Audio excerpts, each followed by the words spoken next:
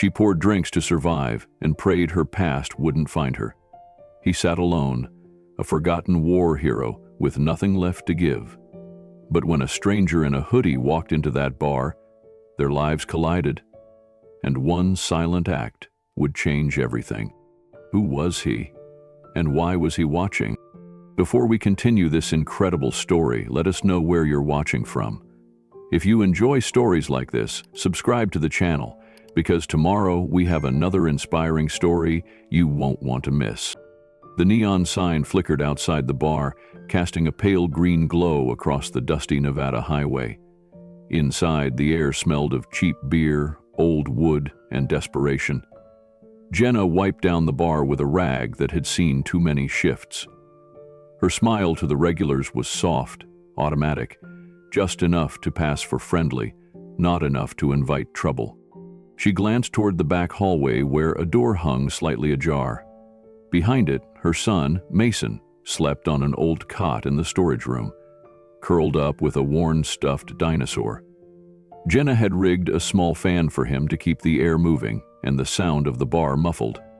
It wasn't much, but it was the only way she could keep him close and still make it through her shifts. The rent notice on the fridge at home had turned red last week. She'd hidden it behind a cereal box. And now her ex, Darren, was out of prison. The news had come from a mutual friend who worked at the county office. "He's looking for you," the woman had whispered over the phone. Jenna hadn't said a word, just thanked her and hung up. At the far end of the bar, Franklin sat quietly in his usual spot. He was always there. Same stool, same cup of black coffee. His prosthetic leg tapped lightly beneath the table every few minutes, a rhythm Jenna had come to recognize. He never said much, just nodded when spoken to, and left small crumpled bills under his cup, like someone apologizing for taking up space. She'd tried to thank him once for always being kind. He'd looked her in the eye and said, "Kindness is a form of survival, just like silence." Tonight felt off. The place wasn't full, but the ones who were there had a rough edge. Some new guys, loud, already drunk, with a look in their eyes Jenna didn't like. One of them, in a leather jacket with patches on the sleeves, whistled as she walked by. She ignored it. But he didn't stop there. "You always serve this slow, sweetheart, or just to the ones who don't tip?" he said, voice thick with liquor. Jenna smiled politely. "Just a little backed up tonight." He laughed, but it wasn't friendly. "You should smile more. Might get you better tips." Another guy at the table joined in, saying something under his breath. Jenna turned away. Then a hand grabbed her wrist. "Hey, I asked you a question." Jenna froze. Every nerve in her body told her not to make a scene, not to escalate. And then Franklin stood up. He didn't raise his voice. He didn't even speak. He just looked at the man. A long, steady look, the kind that carried weight, the kind that made a person think twice. The man blinked, his grip loosened. He snorted, muttered something, and turned away. Jenna slowly pulled her arm back. Franklin sat down without a word. She exhaled for the first time in minutes. The last stragglers filtered out just after 1. The jukebox had gone silent an hour earlier, and the air felt heavier without the distraction of music. Jenna locked the door behind the final customer and turned the sign to closed. Her hands were still slightly shaking. She made her way back behind the bar, wiping her hands on her apron. Franklin was still there, staring into his empty coffee cup like it held the secrets of the world. He hadn't said a word since the incident. He hadn't needed to. "You want a refill?" Jenna asked, her voice soft. He looked up slowly and gave a slight nod. She poured him a fresh cup and brought it over. Then, almost without thinking, she poured herself one too. She didn't usually stay after hours. Mason was sleeping, and the walk home always felt colder after dark. But tonight was different. She pulled up a stool opposite Franklin. They sat in silence for a long time, just the quiet hum of the old ceiling fan and the distant buzz of crickets outside. It wasn't uncomfortable. It was a kind of peace Jenna hadn't felt in months. Finally, she broke it. "Thanks. For earlier, Franklin didn't look at her. Wasn't nothing. It was, she said. Guys like that, they think women like me don't have backup. I don't. Usually, not really. You do now. He said it so matter-of-factly, so quietly it nearly broke her. She looked down at her cup, swirling it slowly. You always come in here, sit in the same seat, drink the same thing. Why? Franklin sipped his coffee. Because I like the quiet. And because this place don't ask questions.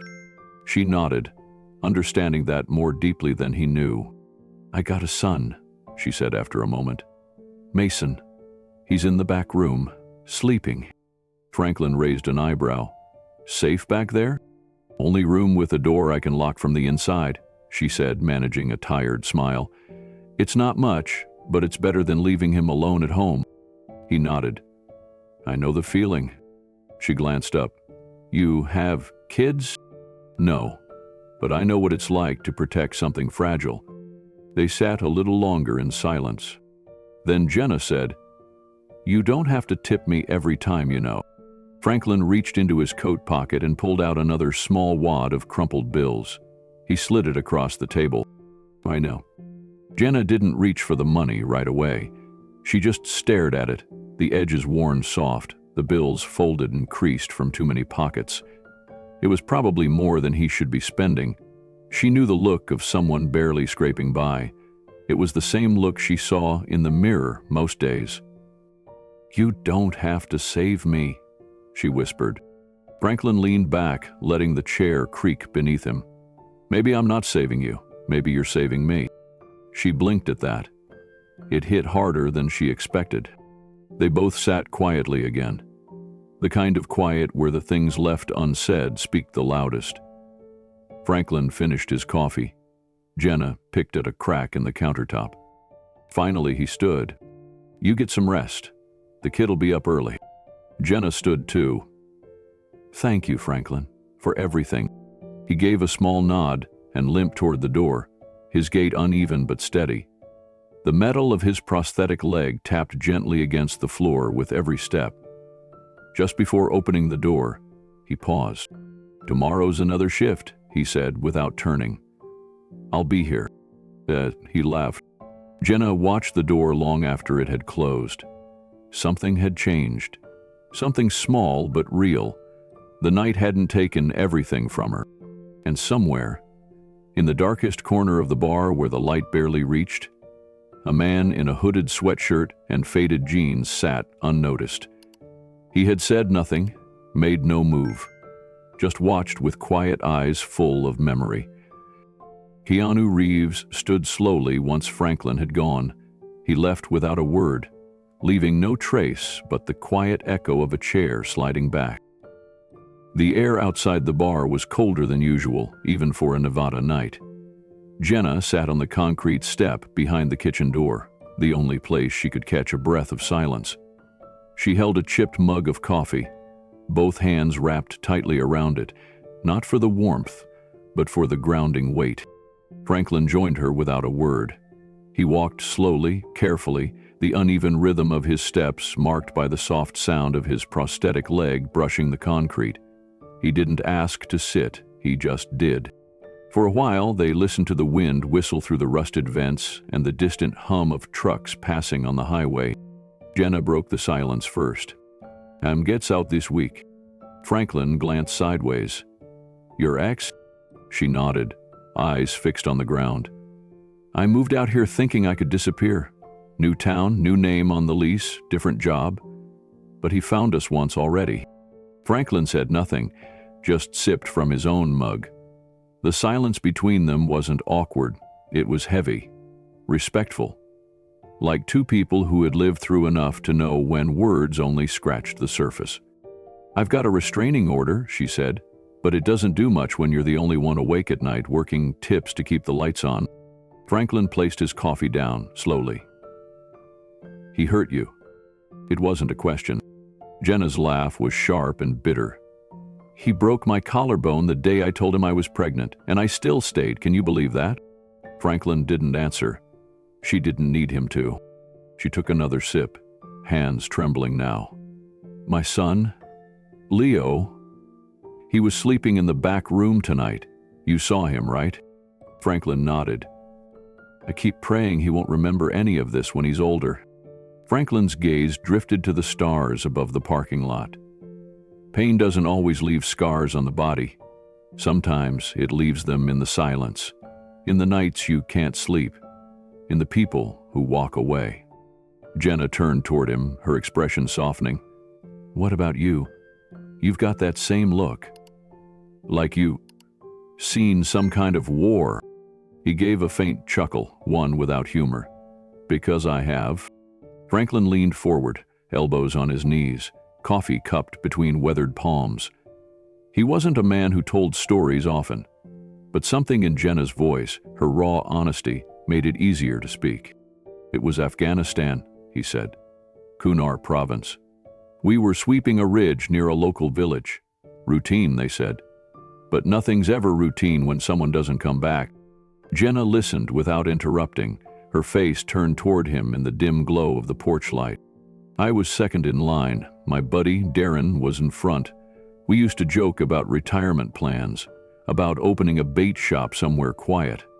That day, he stepped right on it. Franklin's voice trembled, then steadied.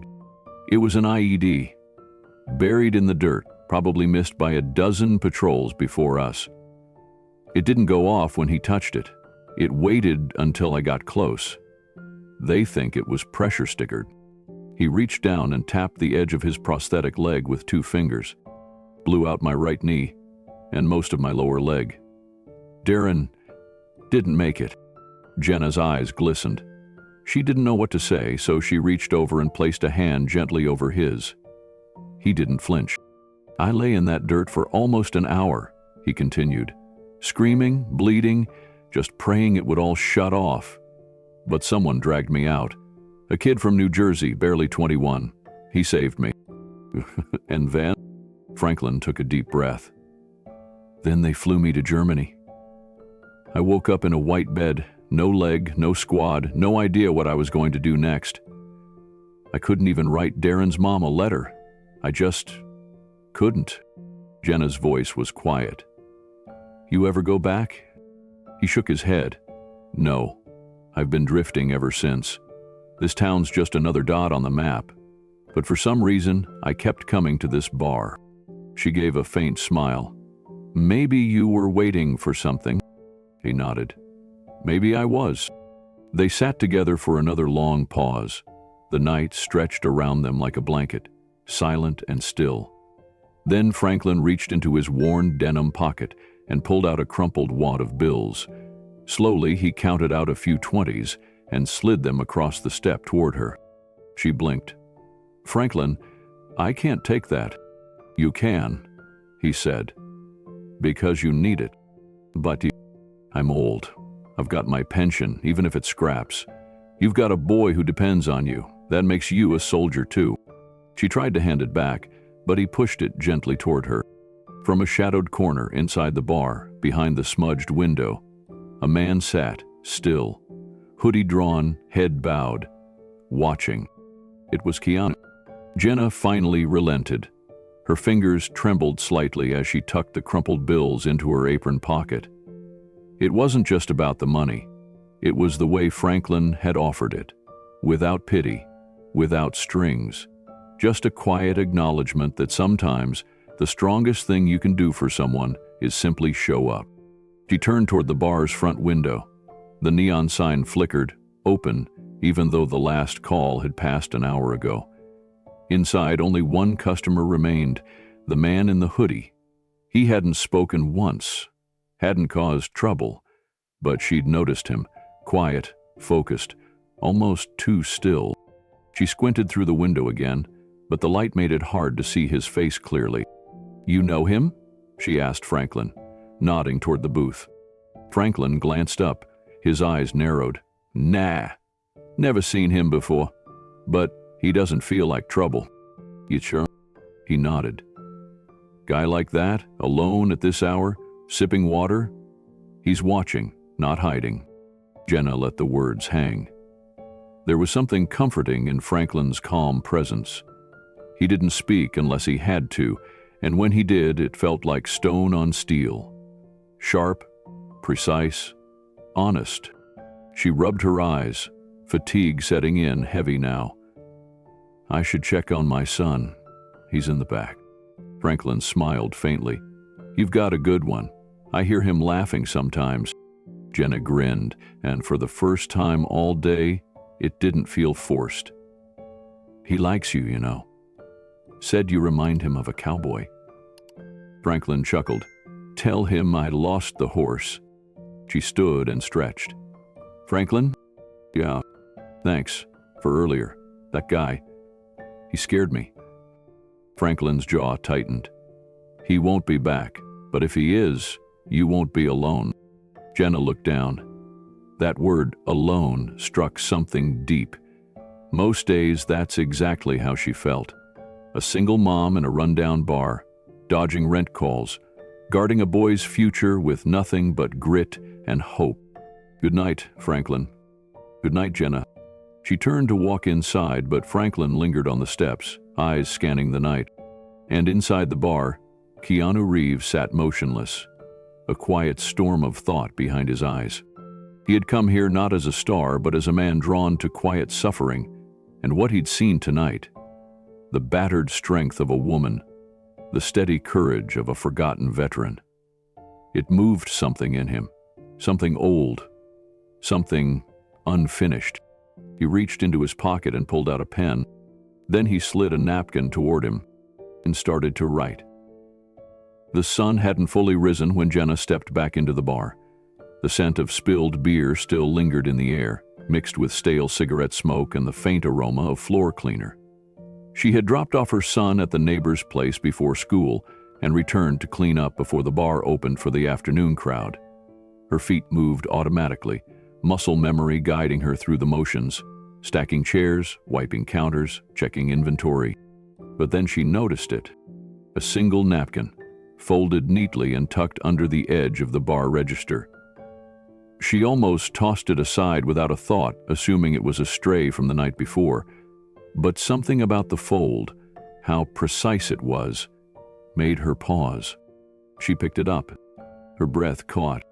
The message was short, written in clear, careful handwriting. "You're not invisible. Don't give up." She stood, frozen. Her first reaction was disbelief. Maybe it was a joke, some cruel prank from one of the regulars. But the tone didn't fit the usual crowd. There was no mockery in it, no sarcasm, just stillness, kind. Her fingers trembled slightly as she reread the words. "You're not invisible." Something about that line pierced deeper than it should have. Maybe because it felt like the opposite of every look she got behind the bar, every leer, every demand, every moment someone looked straight through her like she was furniture. Franklin walked in earlier than usual. He didn't say anything as he entered, just nodded and headed to his usual stool. Jenna tried to tuck the napkin away, but he'd already noticed her staring. "Something wrong?" he asked gently, lowering himself onto the stool with a quiet grunt. She hesitated, then placed the napkin on the bar between them. He leaned in to read it, squinting slightly. Then he leaned back, thoughtful. "Who left it?" he asked. "I don't know," Jenna said quietly. "I found it just now." Franklin didn't press. He simply nodded and looked toward the corner booth, empty at the moment. Then he reached for his wallet and slid a crumpled 20 across the bar, despite not having ordered anything yet.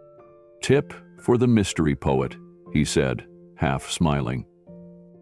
Jenna shook her head, laughing softly. "You're a terrible liar, Franklin." His smile faded, replaced by something quieter. "I'm not the one who wrote that." Jenna raised an eyebrow. "But you've seen him, haven't you? Whoever sits in that booth?" Franklin nodded slowly, eyes still on the empty corner. "Yeah," he said after a moment. "Quiet guy. Tips well. Doesn't talk much, but he watches." Franklin didn't speak until Jenna had finished wiping the bar down.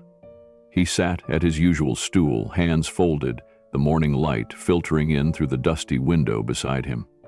Jenna looked exhausted. The napkin was still tucked in her apron, like something she wasn't sure she should keep. "Rough night?" he asked, voice low. She nodded. "Same as always." There was a pause. Franklin reached for his coffee and sipped, wincing slightly as the heat hit his lip. "That note," he said after a beat. "It shook you." She stopped. "You saw it?" "I saw you reading it. Twice. Thought maybe it was from someone important." Jenna gave a short laugh, tired more than amused. "No, just weird.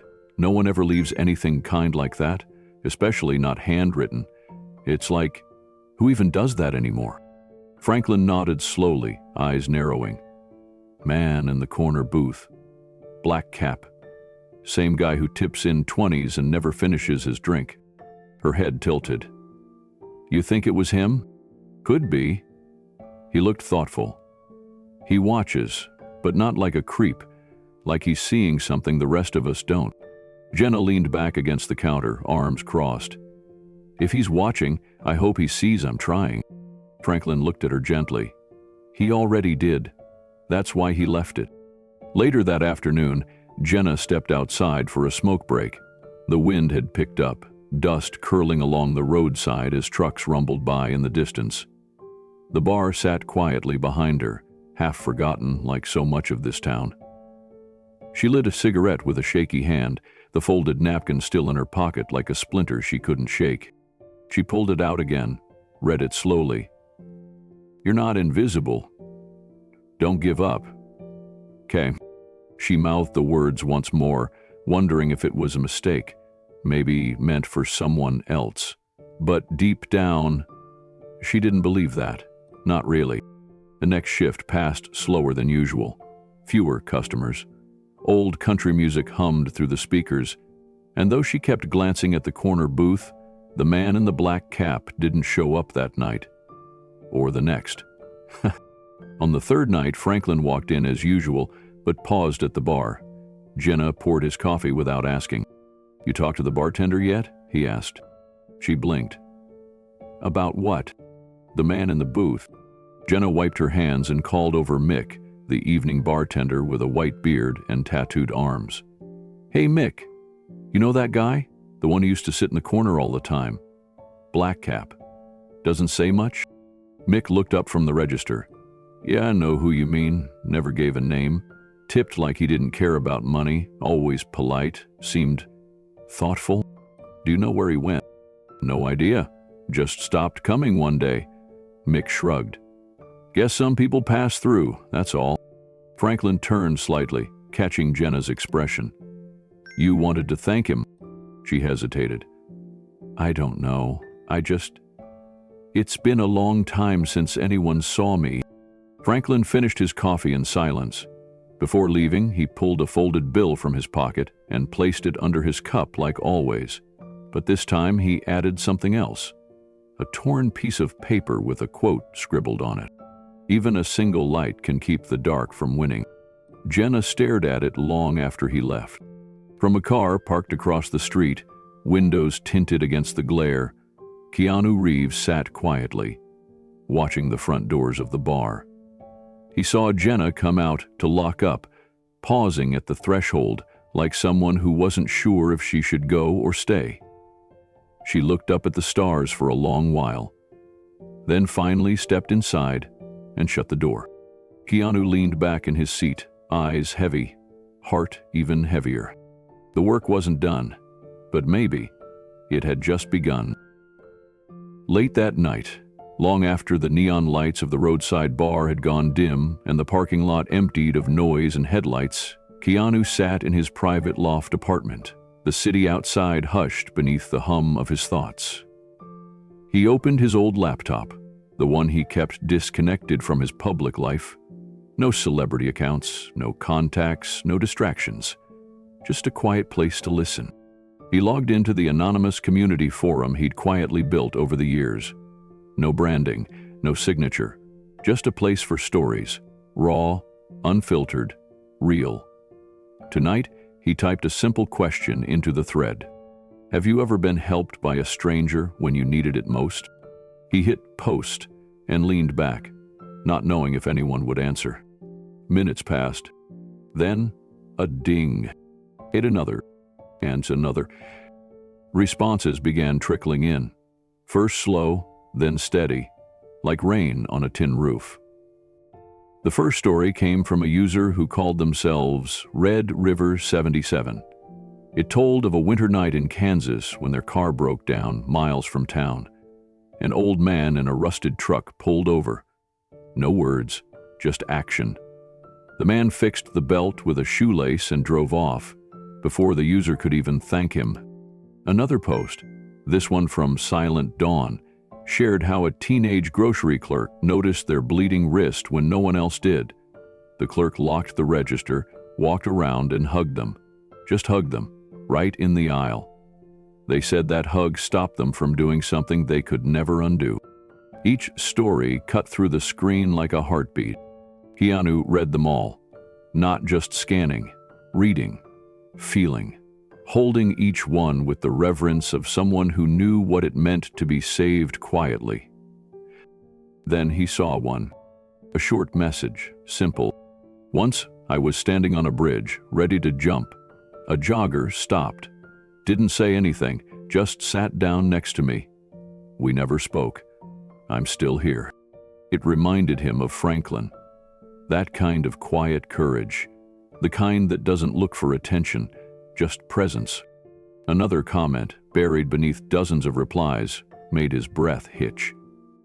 My son and I were living out of our car. One night, a stranger slipped an envelope under the windshield, $100, 0 cents. A motel key and a note. Rest tonight. Try again tomorrow. I never saw them again. Jenna? That one felt like Jenna. He bookmarked both.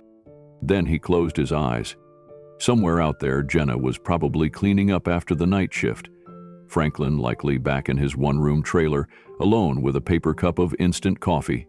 And they had no idea that someone somewhere had seen them. Not just seen, but understood. Keanu wasn't sure what he was going to do yet. But tonight, the stories weren't just answers to a question. They were signs, echoes of the lives he had just intersected with, and maybe, just maybe, had the power to help reshape. The screen dimmed for a moment, and Keanu rubbed his tired eyes. He scrolled back up to the story about the jogger and the bridge. He read it again, slower this time. The words weren't poetic, not polished, but there was truth in them, raw, unvarnished. Just a sentence or two, but it carried the weight of a lifetime. It reminded him of something his father once said, that real bravery didn't look like running into gunfire or charging a hill. Sometimes it was sitting still next to someone broken and letting the silence say what words couldn't. That story about the jogger, it had Franklin's soul written all over it. Franklin, the man who didn't talk much, didn't flinch, didn't ask questions when Jenna clearly didn't want to answer. He just listened, like he'd been there himself. Keanu leaned forward again and typed a short comment under the post. You're still here. That matters more than you know. Thank you for sharing. He didn't sign it. He never did. Then he scrolled to the story about the motel key, the one that felt like Jenna's. The details weren't the same, but the rhythm was. That quiet desperation disguised as strength. The story said the mom cried in the motel bathroom while her kid ate vending machine crackers and watched cartoons.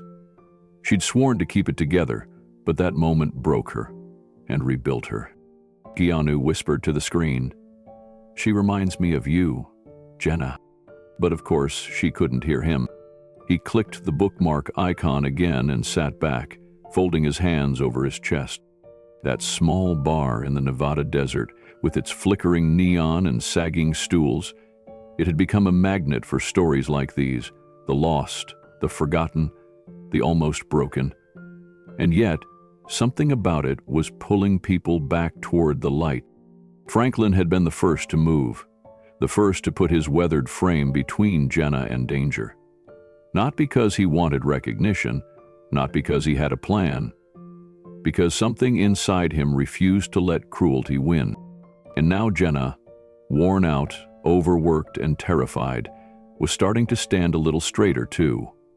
Keanu had seen the shift in her posture, heard the way her voice, even when tired, was no longer empty. The stories in the forum felt like invisible threads tying them all together. Veterans, mothers, strangers on the edge. It wasn't charity they needed. It was belief. The kind that says, you're not alone, even if you never hear it out loud. Keanu reached for a notebook on his desk, flipped to a clean page, and wrote 2 names. Franklin, Jenna. Below them, he wrote one word. Begin. He didn't know yet exactly how he would help them. He just knew it had to be quiet, gentle, invisible if possible. The kind of help that leaves no shadow, no spotlight, just a little more room to breathe. He closed the laptop, the bookmarked stories lingering in his mind like whispered prayers. And somewhere outside, the wind passed softly through the city's alleyways, carrying with it the hopes of people who'd never stopped trying, even when they had every reason to. Keanu sat quietly in the stillness of his apartment, long after the screen had gone dark. The weight of the stories clung to him, not like a burden, but like a promise. These people, Franklin, Jenna, the anonymous voices from the forum, they carried scars the world couldn't see. And they carried on anyway. He opened his phone and tapped into a private contact group, a small network he'd built quietly over the years. People who owed him nothing but had once been helped when no one else would. A housing coordinator in Reno, a trauma counselor from San Diego, a retired bar owner in Pahrump. He didn't explain everything, just asked the question, if you had a way to give someone a quiet second chance, would you? The replies came in minutes. Yes, always. Tell me what to do. He smiled faintly, the kind that never quite reached the surface but lived deep in the chest. It was time to start connecting the dots, threading the needle between 2 people too proud to ask for help and a world too busy to notice they needed it. He looked back down at his notebook. Franklin, Jenna, B. He drew a small star beside each name, then closed the cover. Outside, the bar was still open. Somewhere Jenna was probably scrubbing down a sticky counter or tucking her son beneath a pile of coats in the back room. Franklin was likely sitting in his usual spot, sipping slowly, watching everything and saying nothing. They didn't know that change had already begun moving toward them. Not loudly, not in bright colors or bold gestures, but in whispers, in napkin notes and bookmarked stories, in the quiet resolve of a man who believed in hope that didn't need to be seen to be real. And somewhere, in the depths of the internet, 2 bookmarked comments glowed silently. Fragments of pain transformed into proof that even strangers could hold each other up. Keanu stood from his chair, moved to the window, and looked out at the quiet city. Tomorrow, he'd take the first step. But tonight, he let the silence answer back. The morning sun cut through the dusty blinds of Franklin's apartment. It wasn't much, just a narrow room above an old repair shop with creaking floors and a smell of mildew that never quite went away. But it was his. Or at least it had been. He stood quietly in the doorway as the building manager left, the eviction notice still fluttering slightly on the wall behind him. 60 days past due. No extensions. The mechanic downstairs had already rented the space out from under him, assuming Franklin would be gone. Franklin didn't argue. He never did.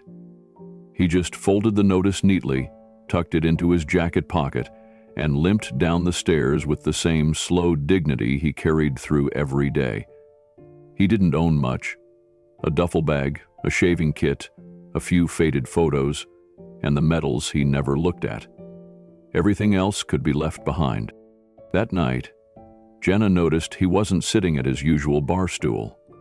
When he finally walked in, later than usual, his gait was heavier.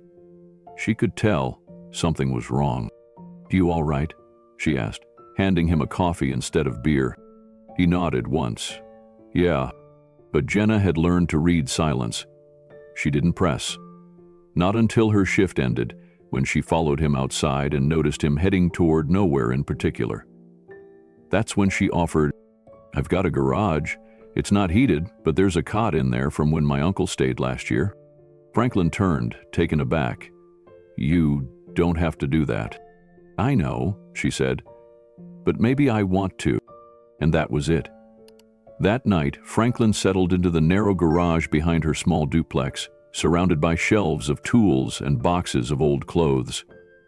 Jenna brought him a spare blanket, and her son, Tyler, peeked around the corner holding a flashlight like he was meeting a superhero. "Is he going to stay with us?" the boy whispered. "Just for a little while," Jenna said. Tyler nodded solemnly. "Okay. He can borrow my blanket too, if he gets cold." Franklin looked at the boy, then at Jenna, and something cracked quietly in his chest. He'd slept under bridges, in shelters, in the back of a stolen car once. But never had he been invited in like this. Not without strings, not with kindness. Across town, in a quiet home filled with books and soft light, Keanu Reeves sat in front of a weathered folder his assistant had just handed him. It was a military record, yellowed at the edges, half-typed, half-handwritten. A list of incidents from a conflict in the Middle East decades earlier. One line was underlined. PFC Franklin H. Lowe rescued Sergeant Gregory Reeves under fire, sustaining injuries in the process. No formal recognition due to unit transfer complications. Keanu read it twice. His father's name, the man he'd never really known. A man saved by another, by a stranger with a prosthetic leg, who now slept in a garage behind a bar. His hand trembled as he closed the file. Franklin didn't say much the next morning. He emerged from the garage around 7, already dressed and sitting on the back porch, before Jenna came out with her second cup of coffee. "You sleep all right?" she asked. He nodded. "Better than I expected, thank you." She didn't ask about the eviction. She didn't ask what came next. Instead, she handed him her son's old thermos filled with hot tea and said, "I leave around 4. If you want, you can stay here during the day. Just keep the garage door cracked so it doesn't get stuffy." He gave her a slow nod, but the word stuck in his throat. It wasn't the gesture, it was the quiet dignity of it. No pity, no charity, just decency.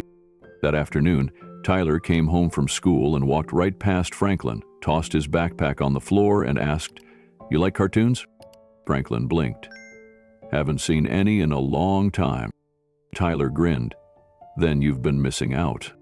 Jenna watched from the kitchen window as the boy and the man with the weathered face and metal knee sat together on the couch, giggling at a ridiculous cartoon villain who couldn't hold on to his own shoes. Something about it twisted her heart. Something gentle, almost normal. That night, in a darkened room lit only by a desk lamp, Keanu stared at the photo clipped inside the military file. His father stood stiffly in fatigues, face partly turned away from the camera, but the resemblance was undeniable. There were 3 names on the incident report. 2 were marked as KIA.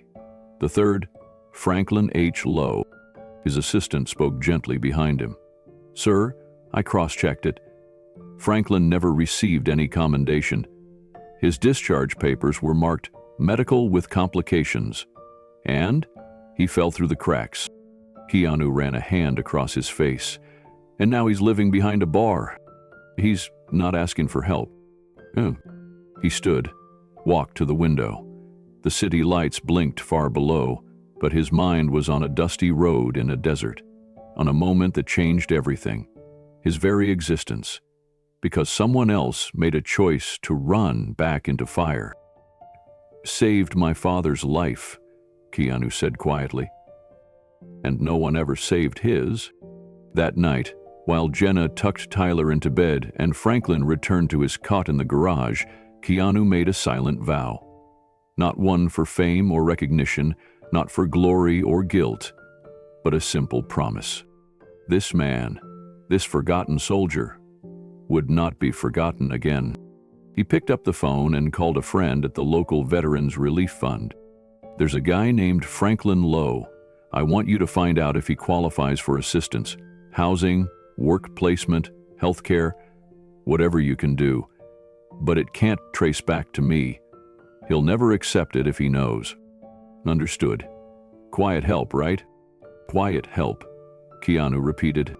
As the line disconnected, he looked once more at the photo of Franklin standing in the sand, half smiling.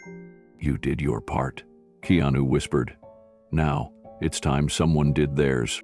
The next morning, Franklin woke to the smell of breakfast, eggs, and toast, the kind of meal he hadn't tasted in weeks. Jenna had left a plate for him on the garage workbench, along with a note. "Your family now. Eat like it." He stared at it for a long time before sitting down. The food was simple, but it hit him like a memory. Something warm, something almost too kind to be real. Meanwhile, across town, Keanu's assistant met with a local veteran outreach coordinator. The woman, Angela, had graying hair, a clipboard full of intake forms, and a voice that didn't waste time. "Franklin Lowe, you said?" she asked, flipping through papers. Keanu's contact nodded. "He's been off the radar. No current case file, no VA home record, but he's a match on a 1987 medical discharge." Angela narrowed her eyes. "Why the sudden interest?" "Private benefactor. Wants to help quietly." Angela didn't press. She'd seen stranger things in this line of work. "I'll push his file through. We'll offer a housing voucher, job placement, and medical reevaluation. But he'll have to accept it himself." "That's the tricky part," the assistant muttered. Back at Jenna's place, Franklin sat outside watching Tyler kick a soccer ball down the short driveway. The boy was clumsy but enthusiastic. "You ever play?" Tyler asked, catching his breath. Franklin smiled, resting his metal leg on the low wall. "Used to. Wasn't half bad. You should teach me." Franklin looked up, surprised. "You sure? Mom says you're cool. That's good enough for me." Jenna watched from the porch, her arms folded, a quiet smile tugging at her lips. Later that day, a letter arrived for Franklin. No return address, just an envelope slipped through the garage door. Inside was a notice. "You've been approved for veteran reintegration support. A local mechanic shop has offered part-time work suited to your background. If you're interested, call the number below." There was no signature, no name. Just that offer, clean, respectful, without pity. Franklin folded it and tucked it into his back pocket. He didn't say anything about it to Jenna, not yet. But he did go inside and clean up, run a hand through his hair, and sit down with a quiet resolve in his chest. That evening, Keanu sat in a hotel room overlooking the edge of town. He watched the desert fade into twilight, that endless stretch of land where so many stories had gone unheard. He didn't need thanks. He didn't need recognition. He only needed to know that somewhere a man who saved a life long ago might finally get one of his own back. The kind of life built not from charity, but from dignity. And somewhere in that same moment, as Jenna poured 2 cups of coffee and handed one to Franklin without a word, the world tilted just slightly toward healing. The phone at Henderson County Veterans Fund rang at 9:12 a.m. on a quiet Monday. The receptionist picked up and heard a calm voice on the line, a request to settle a small housing debt for a local veteran, no names mentioned publicly, just a private arrangement. A few scanned documents arrived via encrypted email, verified through a third-party donor foundation. Within hours, the paperwork was processed and Franklin Holt's name was cleared from the eviction list. The man himself had no idea. He'd already packed most of his few belongings into a duffel bag, fully prepared to move out of Jenna's garage in a few weeks when her landlord would inevitably raise questions. He wasn't one to overstay a welcome. He'd been living in borrowed corners since 2013, but the letter arrived before he could make a move. A thin envelope slid under the door of Jenna's garage, stamped only with the local housing agency seal. Inside, it said the following: "Dear Mr. Holt, A recent adjustment in our records shows your account is paid in full, retroactive to last month. Additionally, your eligibility for county veteran housing support has been renewed. No action required on your part." Franklin stared at the letter for minutes without blinking. Jenna found him sitting on the garage step, letter in one hand, the other hand gripping the edge of his prosthetic knee, like he was grounding himself. "You okay?" she asked, half whispering, not wanting to intrude on whatever this moment was.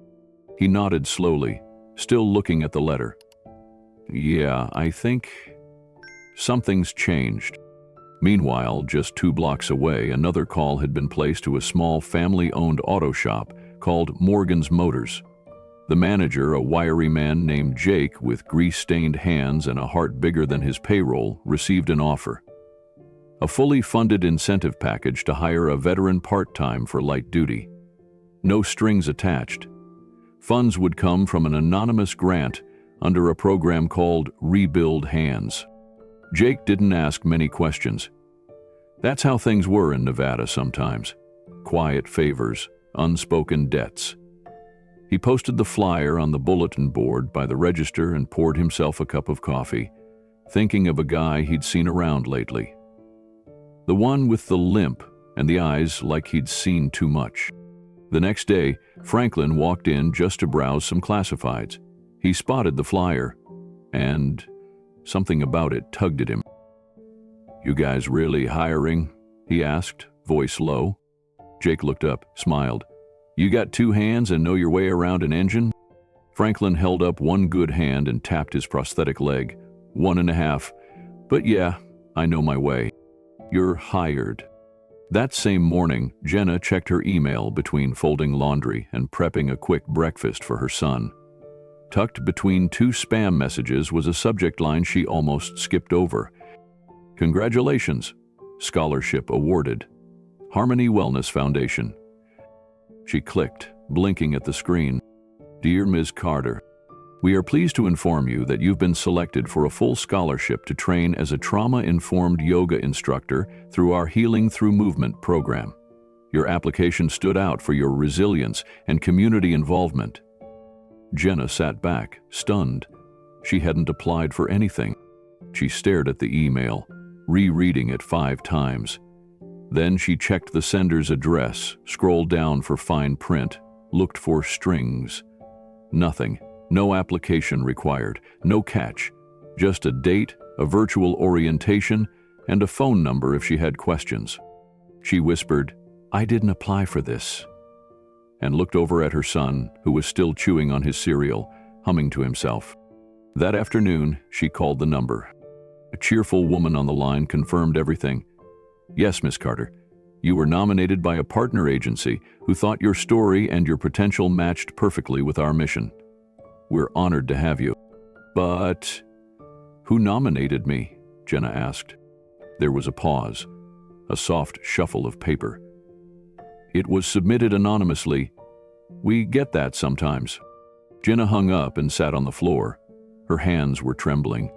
A part of her wanted to cry, but another part whispered caution.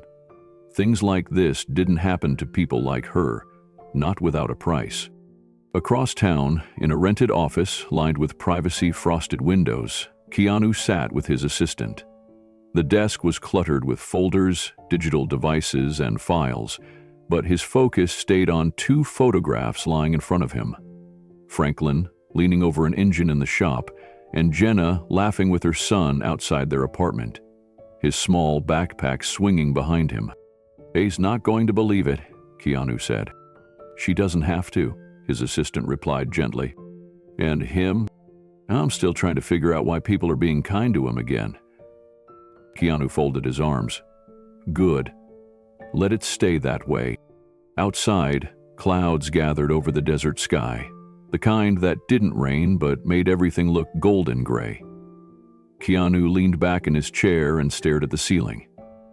A small note from an old letter flashed in his mind, something his father once wrote to a stranger who saved his life in Vietnam. "Don't look for the reason, be the reason." Down the street, Franklin finished his first half shift at Morgan's Motors. He didn't complain about his leg, didn't ask for breaks, just worked. At the end of the day, Jake handed him a crumpled envelope. "Your welcome gift," Jake said. "Don't open it till you get home." It was a pair of work gloves, brand new, and a short note. "You've still got it, old man. Don't disappear." Franklin put the gloves on his lap that night and just stared at them. Then he looked at the garage ceiling, where a sticker of stars Jenna's son had pasted last winter glowed faintly. He whispered into the silence, "Who the hell are you, stranger?" In the coming days, both Jenna and Franklin would try to trace the sources of these blessings. Jenna searched the foundation's website for donors. Franklin even called the vet housing office to ask about his case manager, only to be told there was no active one on file. And in the background, Keanu watched quietly, never interfering, just nudging, just lifting. Always from the shadows. By the end of the week, something in Jenna began to shift. It wasn't dramatic, not some magical transformation, but it was real. She stood a little straighter, smiled a little more. For the first time in a long while, she allowed herself to hope. During a slow Tuesday shift, she found herself organizing a shelf of dusty liquor bottles no one touched anymore. Franklin wandered in early, claiming he had finished at the shop quicker than expected. He sat at his usual spot. "You look different," he muttered as she handed him his usual coffee. "Yeah?" she asked, cocking her head. He gave her a long glance, like someone who's finally breathing air instead of drowning in it. She didn't answer. Instead, she took a sip from her own cup and looked around the empty bar. The place still smelled like old fry oil and cigarette ash. The jukebox was busted. The cooler leaked. But tonight, for once, it didn't feel like a trap. "It's funny," she said. "Things started changing after that napkin." Franklin's hand paused mid-sip. Jenna looked over. "You know who left it?" He shrugged. "Maybe someone who sees more than we think." Later that night, Franklin went back to his cot in Jenna's garage. He reached into his duffel bag and pulled out a box of military keepsakes. Dog tags, an old patch, yellowed letters. He found the folded photo of his old squad. One face now meant more than all the rest. He pulled it closer under the flickering garage bulb. That face, the one who didn't make it home. The man he carried out through fire and screams. He remembered the trembling breath in his arms, the blood soaking into his flak jacket. He closed his eyes. That boy must have had a family. Across town, Keanu sat at a small desk with nothing but a legal pad and a photograph. It was the same photo. Franklin's squad. His fingers brushed over one soldier in the back, the one who always smiled. "My father," Keanu whispered.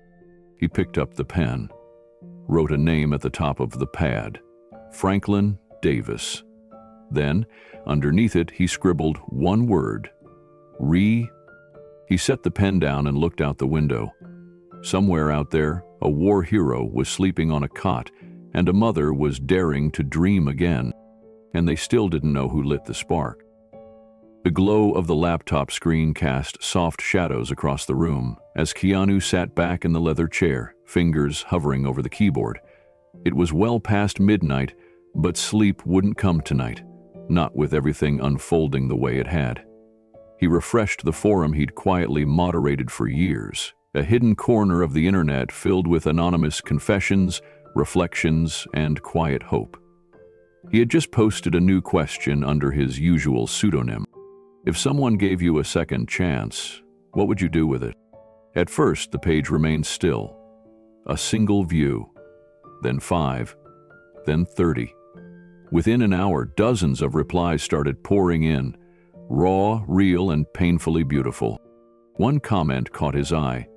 The user's name was just a string of numbers, but the words hit with a quiet thunder. I'd build something for my son and help someone else believe they matter. He leaned forward, rereading the post, the cadence of the words, the subtle hope beneath the surface. It felt familiar. Jenna. He didn't need proof. Her voice had a fingerprint. Another reply appeared minutes later, this one more formal, reserved. If I were given a second chance, I'd make sure no one around me ever feels forgotten again. Franklin? There was no doubt. He saw it in the word choice, in the humility behind it. These weren't just idle dreams. These were declarations. Honest, trembling declarations from people who had nothing, yet still offered everything. Keanu rubbed his jaw, then clicked both comments and saved them to his journal, a private folder he kept locked behind layers of encryption. He scrolled a bit further, reading more. A former teacher who had gone back to school after a stranger paid her tuition. A recovering addict now working at a youth shelter. A teenager whose bus driver left a note telling her not to give up. Dozens of stories of redemption, all sparked by unseen kindness. But none struck him like Jenna's. She hadn't asked for anything, neither had Franklin. They simply kept surviving, not out of pride, but out of love. For her son, for the memory of lost comrades, for the hope that maybe, just maybe, someone out there still believed in them. Keanu's eyes lingered on the prompt again. If someone gave you a second chance, he whispered the rest aloud. What would you do with it? Then, without overthinking, he opened his private journal. At the top of a blank page, he typed one word. Ready. Across town, Jenna sat cross-legged on her thin mattress, the light of her phone reflecting in her tired eyes. Her son was asleep beside her, one hand still clutching the toy firefighter truck he'd found at the donation bin. She had read the prompt over and over. If someone gave you a second chance, what would you do with it? Her first instinct had been to scroll past. Too personal, too raw. But something about the wording stopped her. It reminded her of that napkin, the one she still kept folded inside her wallet like a secret shield. You're not invisible, it had said. Someone had written that. Someone had seen her. She hesitated for a moment, then typed, I'd build something for my son, something that lasts, a place that feels like safety. And if I could, I'd help someone else believe they matter. She stared at the words before hitting post. No edits, no filters. It felt strange to release them like that. Strange, but right. Like opening a window in a room that had been closed for too long. At nearly the same time, in the garage just steps away, Franklin stared at his own screen. The cot was cold beneath him, the ache in his knee stronger tonight. He reread the question 4 times before responding. I'd make sure no one around me ever feels forgotten. That was it. He didn't add anything more, no signature, no story, just a truth that had lived quietly in him for years. He clicked post and turned off the phone. Then he sat in silence, the hum of Jenna's water heater the only sound in the dark. Something in him felt lighter. He didn't know if anyone would read it. He didn't know if it even mattered. But he'd said it. He'd never told anyone. Not about the years he spent after the war, wandering between shelters and abandoned motels, chasing ghosts and noise and silence in equal measure. Never told anyone how close he came to vanishing completely. Tonight, though, he had spoken, even if only through a screen. Jenna, too, lay back and stared at the ceiling, her fingers resting on the phone as if it were still connected to something larger. She hadn't realized how much she needed to say it, how much weight had lifted from her chest the moment she did. Both of them, 2 strangers in the same yard, had shared a piece of themselves with the world. And in a quiet corner of the city, the man who had given them the space to speak sat back in his chair, heart full, eyes damp, knowing exactly what he had to do next. Keanu's study was quiet, lit only by the amber glow of a small desk lamp. The screen in front of him displayed both responses side by side, Jenna's and Franklin's. He read them again, slowly this time, as if memorizing not just the words, but the voice behind them. He didn't need confirmation. He knew who had written them. There was a certain weight in Jenna's tone, the fierce, protective resolve of a mother trying to make bricks out of ashes. And Franklin, his few words carried a kind of stillness only a man who had endured the unendurable could summon. Keanu leaned back in his chair, exhaling through his nose. He looked down at the small black notebook he kept nearby. It had no title on the cover, just a worn elastic band and pages filled with sketches, thoughts, quotes he liked, dreams he hadn't told anyone. On a fresh page, he wrote just one word: ready. He closed the notebook slowly and rested his hand on top of it, as if sealing the decision beneath his palm. This wasn't about saving anyone. It never had been. It was about honoring what they already carried, about quietly laying bricks under their feet so they could rise, not even knowing how the ground beneath them had changed. Keanu thought back to his father, the stories, the quiet regret, the sacrifice no one talked about. Franklin had saved his father's life in a jungle neither of them ever came back from, not fully. And now, decades later, Keanu saw the chance to repay something that went far beyond debt. Jenna and Franklin didn't need handouts. They needed a bridge. And Keanu had the tools, the reach, the heart to build one they wouldn't even see coming. He opened his laptop again, typing a message to his assistant. Greenlight the next phase. Begin with the local mechanic. Reach out to the Wellness Foundation anonymously. Structure it carefully. They can't know it's from me. He paused, then added one more line. And tell them this is personal. The message was sent. The gears were turning. In a few days, opportunities would start to appear, like unexpected sunshine after a long storm. A job, a scholarship, a future quietly rearranged by invisible hands. And Jenna and Franklin, two people who had nearly given up, would begin to realize something was shifting, something just for them. They wouldn't know who was behind it, but Keanu would, and that was enough. Jenna sat at the kitchen table long after the dishes had been cleared. Her son was already asleep, curled under a borrowed blanket in the corner of the small bedroom they shared. The night outside was quiet, but inside, something stirred. A need to say what words had never managed before. A blank sheet of paper sat in front of her, waiting. For once, the silence wasn't oppressive. It was sacred. She picked up the pen and began. To whoever believed in me, she wrote, her hand trembling just slightly. I don't know who you are or how you even found me, but I want you to know something. I see what you did. I feel it, even if I can't explain how. She paused, staring at the words. A strange warmth flickered in her chest. I used to think nobody noticed me. Not the pain, not the fear, not the effort. I thought I had to carry everything alone. But then, things started to change. A job offer, a smile from my son that hadn't shown up in weeks, a sense that maybe the world wasn't done with me yet. The words came faster now. I don't have much, but I have this chance, and I want to be worthy of it. I don't know if you're reading this. I don't even know if you exist the way I imagine. Maybe it's just the universe or luck or grace. But I feel like someone saw me, really saw me, and believed. She folded the letter carefully, pressed it into an envelope, and licked the edge shut. She placed a forever stamp in the top right corner. Then, with hands that had washed too many dishes and held too many burdens, she slid the envelope into the corner of her drawer.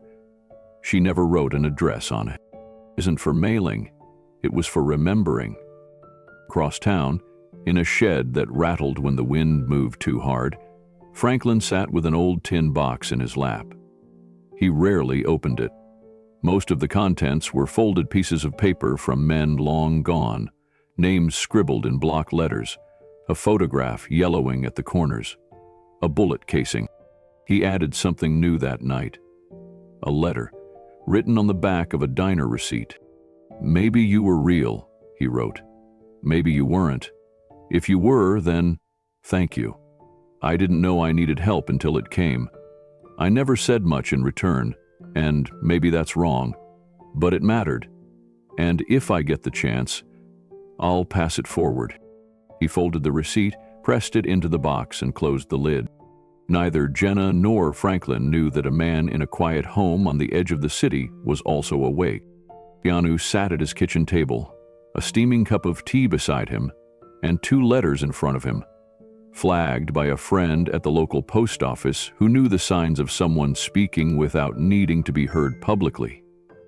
He didn't open them at first. He let them rest in his palm, feeling the weight. And in that stillness, in that quiet moment, he realized something powerful. They weren't asking for more. They were giving thanks, and that changed everything. Keanu placed the letters down on the table gently, almost reverently. He hadn't needed them to know the plan was working, but reading their unspoken gratitude gave it a soul. It reminded him why he'd started any of this in the first place. Not for praise, not for recognition, but for moments like these. He reached for his journal, the leather-bound one with worn pages and a thin crack along the spine. Flipping to a fresh page, he scribbled a simple entry. 2 hearts lit, 1 hope planted. He didn't need to write more. The following morning, Jenna found the envelope again. She held it in her hand while sipping coffee, eyes scanning the morning sunlight slanting through the blinds. She nearly walked to the mailbox with it. Nearly. But something inside her said it had already been sent in its own way. Maybe not with stamps or addresses, but with action. She tucked it back in the drawer, smiling faintly. Then she got ready for her day. An early morning yoga class with women who were just starting to believe in themselves again. Franklin, meanwhile, woke to the sound of tools clanging at the auto shop he had started working at. His body ached, but there was pride in the pain. For the first time in years, someone counted on him to show up, and even though he still didn't know who had opened the door for him, he walked through it with quiet purpose. He returned to Jenna's garage after the shift, his shirt stained and hands black with grease. Her son ran out to greet him, holding up a makeshift welcome sign he'd drawn in crayon. "Your family now," the boy said with a grin. Franklin didn't know how to answer. He ruffled the kid's hair and nodded once, a man of few words, but every gesture carried weight. That night, Keanu sat beneath an old oak tree in his backyard. The letters were still in his pocket. He pulled them out and reread the first few lines of Jenna's. "Whoever believed in me." He whispered the words into the wind, letting them rise like smoke into the air. These weren't ordinary acts of gratitude. They were seeds. And even if the people who'd written them never knew who received their words, the truth had already done its job. Their strength had returned, their purpose had deepened, and their belief in kindness reborn. Back at the bar, a new napkin rested on the corner booth. Jenna hadn't noticed it yet. She was busy pouring drinks and laughing with a customer. Franklin sat at the end of the counter, polishing his coffee mug with a kind of reverence. But eventually she'd see it. Eventually she'd read the new message left behind in that same careful handwriting. Worthiness isn't something you earn. It's something you were born with. You just forgot. Later that evening, as Jenna locked the bar's front door, a gust of wind blew a folded napkin off the table. She caught it mid-air, laughing at first, until she saw the handwriting. Her smile faded into something deeper. She pressed it to her chest for a second, closed her eyes, and whispered, "Thank you, whoever you are." The night was colder than usual, the kind of chill that crept through door frames and into bones. Jenna had just finished preparing her son's bedtime snack, peanut butter on toast, the way he liked it, when the first knock rattled the front door. It wasn't the gentle kind. It was harsh, heavy, the kind of knock you never forget. She froze. Her son looked up from the blanket fort they'd built in the living room, his face unsure, sensing her tension. Jenna placed the plate down carefully, heart thudding, and crossed the room to the window. She didn't need to look. She already knew. The second knock was louder. Jenna pulled the curtain aside just a sliver. The porch light revealed a figure. Broad shoulders, leather jacket, fists clenched at his sides. Her stomach turned. It was him, her ex. Released from prison 6 months early, she hadn't heard from him in over a year. She had hoped, prayed, that maybe he'd moved on, that maybe the threat had passed. She was wrong. She reached for her phone with trembling hands and dialed Franklin's number. It rang twice. "I'm here," he said, almost like he already knew. "I'll be there in 2 minutes." Before she could respond, the phone disconnected. Jenna turned to her son and forced a smile. "Go to your room, baby," she whispered. "And don't come out, okay?" The boy obeyed without question. The third knock became pounding. When Jenna opened the door slightly, she didn't step outside. She kept the chain locked. "What do you want?" her voice cracked. She hated that he could still make her sound. "You think you can keep my kid from me?" He slurred, his words thick with alcohol. "You think I forgot where you live?" "He's asleep. You need to go." He leaned in closer, eyes sharp with anger. But before he could answer, a shadow moved behind Jenna's front gate. Franklin. He didn't say anything at first, just stood there, coat unzipped, breath visible in the cold air. His prosthetic leg made a faint clicking sound as he stepped forward, firm and steady. "Back away," Franklin said, his voice low. Jenna's ex turned, confused, then laughed. "You again? What, you think she needs saving? You can barely stand, old man." Franklin didn't flinch. "I said, back away." That's when Keanu appeared, unnoticed until now. Hoodie pulled up, hands in his pockets, standing just outside the gate's edge. He didn't move, didn't say a word. The ex turned toward Franklin again. "You think I won't swing on you just because you're old?" Franklin's eyes didn't blink. "Try." With a snarl, Jenna's ex lunged forward. What happened next didn't feel real. Keanu moved. No hesitation, no noise, just calm precision. In 2 steps, he was between Franklin and the man, his hand gripping the attacker's wrist with quiet force. He didn't strike him. He didn't shout. He simply stared. The ex tried to wriggle free but couldn't. Something in Keanu's eyes, something cold and unshakable, made him step back. And then, just like that, he ran. Jenna exhaled the breath she'd been holding for what felt like forever. Her knees buckled. Franklin caught her before she hit the ground. Jenna leaned into Franklin's shoulder, her body shaking, tears falling fast. For a long moment she didn't speak. Didn't need to. The silence held everything. The fear, the memories, the quiet collapse of months spent holding everything together. Franklin held her gently, the way a father might hold a daughter he'd never had. He looked over her head at the man in the hoodie. Keanu stood still, his face half hidden by the shadows and fabric. He nodded once at Franklin, then turned to leave. But Franklin's voice stopped him. "Wait." Keanu paused, his back still turned. Franklin let go of Jenna slowly and stood straighter, though the strain on his body was clear. The prosthetic shifted slightly in the dirt, catching the porch light. "You didn't have to do that," Franklin said. Keanu didn't respond at first. Then, in a voice barely above a whisper, he said, "I know." Jenna, still trembling, looked up in time to catch a glimpse of the man's profile before he turned again. "Who are you?" she asked, breathless. Keanu looked at her gently. Just someone passing through. And then he was gone, walking into the darkness like he had simply melted back into the night. Franklin exhaled. "You all right?" Jenna wiped her face. "I think so." "What just happened?" Franklin gave her a long look. "I'm not sure. But I think we were being watched the whole time."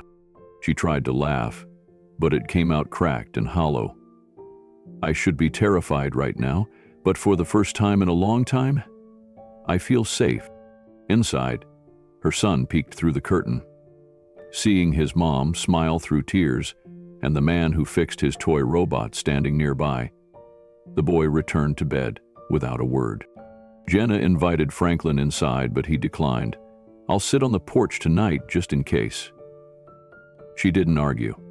She knew better than to question someone who had already given more than most ever would. Later that night, as the moon climbed higher and the crickets returned to their rhythm, Jenna made 2 mugs of tea. She handed one to Franklin through the screen door. "I never got to say thank you," she said softly. He took the cup and nodded. "Then we're even, because I never got to say it either." "For what?" "For letting me feel useful again." They sat like that for a while, sipping in silence, both understanding that something had shifted, something invisible but undeniable. In the distance, a car engine started quietly and drove away. The next morning, sunlight filtered through the dusty blinds of Jenna's kitchen. The night had been quiet after the storm. No more pounding, no more shouting, just the stillness of something finally gone. Jenna stirred her son's cereal slowly, her eyes distant, thoughtful. Her son noticed. "Mom, is Mr. Franklin okay?" She looked down at him and nodded. "Yeah, baby, he's okay." Outside, Franklin was still on the porch, fast asleep in the old lawn chair. A blanket had been draped over him sometime in the early hours. Jenna hadn't done it. She stepped out, barefoot, holding a second cup of coffee. Franklin stirred. "You don't sleep much, do you?" "Not when there's something worth staying awake for." He took the coffee, nodding his thanks. "That man, whoever he is, you think he's coming back?"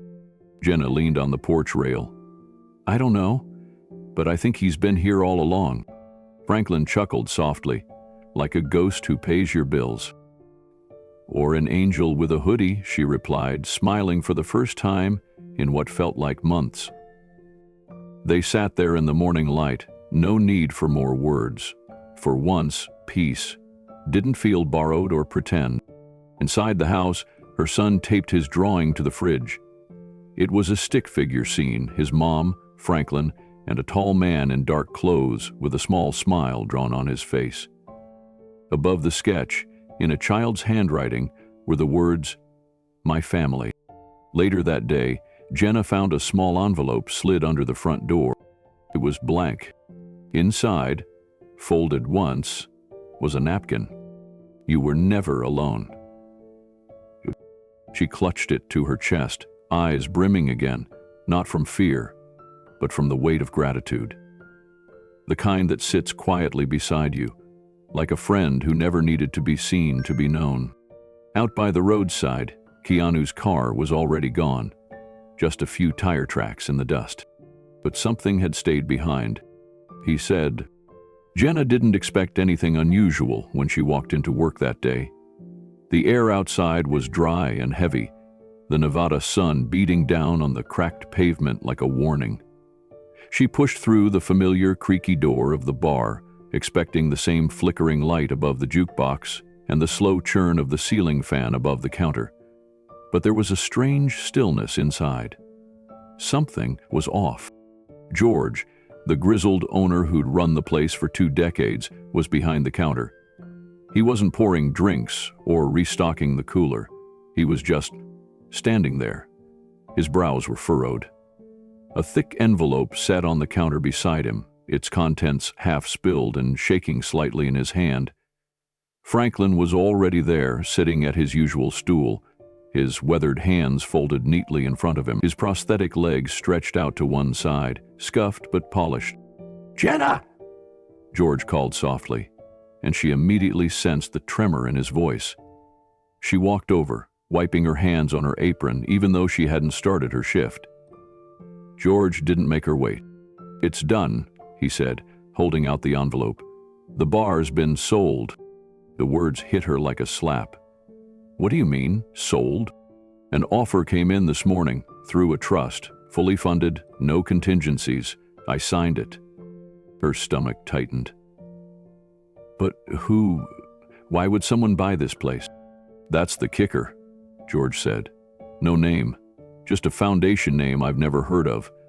But get this. He flipped to the second page of the letter and handed it to her. They're not tearing it down. Not turning it into some chain store. She read the words slowly, her lips moving. A cooperative model. Community-based ownership. Local job preservation. New equipment. Debt forgiven. It didn't make sense. They want you and Franklin to run it, George said. Together. Jenna's knees went weak, and she braced herself against the counter. You're serious? George smiled faintly. I thought it was a scam at first. I had the lawyer double-check it. It's real, Jenna. All of it. Franklin sipped his water but didn't say much. When she turned toward him, searching his face, he just met her eyes and gave her the smallest nod. Is this like a dream? She asked. No, Franklin said. Just a good person doing a good thing. Maybe it's our turn. Outside, across the street, a man in a plain hoodie and sunglasses stood under the awning of a closed shop watching from a distance. He stayed long enough to see Jenna's hand fly to her mouth, eyes filling with disbelief, and Franklin's steady smile. Then he turned and walked away, silent as always, vanishing into the sunlit sidewalk like a shadow that never asked to be known. Jenna barely slept that night. The words from the letter kept echoing in her mind. Community cooperative. Managerial opportunity. Fully funded. She laid on her back in bed, staring at the ceiling, the hum of the old fan above her barely masking the sound of her own heartbeat. It didn't add up. She hadn't applied for anything. Neither had Franklin. And George? He was never one to chase miracles. The next morning she walked into the bar again. Her bar, she supposed now, and found Franklin already there. He was scrubbing down tables, slow and methodical, as if this had always been his place. Jenna hesitated in the doorway, watching him. There was something different in the way he moved. Not faster or stronger, but steadier, as if the weight that had pressed on his shoulders for years had lifted just slightly. You ever run a place before? She asked, grabbing a rag and joining him. No, Franklin said with a small smile. But I know how to show up. That's half of it, I figure. She chuckled. You think we're really meant to do this? Run the place? Franklin glanced around the empty bar. The walls still carried the old stains of lost nights and louder lives. But somehow, today it felt less like a place people drifted through and more like a place they could grow roots in. I think maybe someone out there saw something in us, he said. And maybe it's time we see it too. By noon, word had started to spread. A few regulars poked their heads in, curious about the changes. When they heard about the cooperative model and community focus, their eyes lit up. One man offered to repaint the back wall for free. A retired woman brought in a box of used board games for the corner tables. Even a teenager asked if they'd consider letting local kids host open mic nights. Jenna could hardly believe it. She looked at Franklin, who nodded as if to say, "This is real." She stepped outside to breathe. Across the road, where the stranger had stood yesterday, there was only a patch of sunlight and dust. No figure. No trace. But she whispered anyway. "Thank you," she said softly, her voice nearly lost to the breeze. Inside, Franklin found a note left on the back office desk. It wasn't signed. It simply read, "Every town needs a light. Be the one that stays on after dark." He didn't mention it to Jenna. He just folded it carefully, slid it into his wallet next to an old photo of his unit from Iraq, and smiled. The sun began to dip low behind the hills as the final touches on the bar's new chapter settled into place. Jenna wiped down the counter, her sleeves rolled up and hair tied back, a rare smile tugging at the corners of her lips. She didn't remember the last time she felt secure. Not safe exactly, but solid. Like she wasn't standing on sand anymore. Franklin was in the back, helping a couple of veterans from the shelter install a bookshelf one of them had built from reclaimed wood. They laughed about how uneven it was, but no one minded. It was theirs. All of it was theirs. Jenna poured 2 cups of coffee and stepped outside to watch the last of the daylight. The wind had picked up, dust curling across the road like smoke. It was quiet out there. The kind of quiet that made you listen for things you weren't sure were real. And then she saw him. A figure in a dark hoodie stood just beyond the utility pole. Still. Watching. She couldn't see his face, but something about the way he stood, the gentleness in the silhouette, made her chest tighten. She blinked, and he was gone. She stepped forward, craning to see down the road, but there was no trace, no car, no footsteps, just a single folded piece of paper caught under a nearby rock. Jenna picked it up with trembling hands and opened it slowly. Inside were 7 words, written in careful, steady script. You were seen. You are not forgotten. No signature, no explanation, just that. Her hand covered her mouth. She sank onto the front step and stared at the horizon for a long time, the letter pressed against her chest. Inside, Franklin finished wiping his hands and walked to the doorway. He saw her sitting there and didn't say a word, just sat down beside her. After a few moments, she passed him the note. He read it once, then again. "Seem saw me," he whispered. Jenna turned. "What?" He held up the note. "I think it's for both of us." They sat there together in the fading light. No noise, no fear, just the wind and a future they hadn't dared to imagine before. Across the road, Keanu Reeves stood out of sight behind the old fuel station. His hands were in his pockets. He watched them for a moment longer, then turned and walked away. He didn't need to be thanked. He didn't need to be known. He just needed to know that hope had taken root. The change didn't happen overnight. It began slowly, like the first rays of dawn after a long night.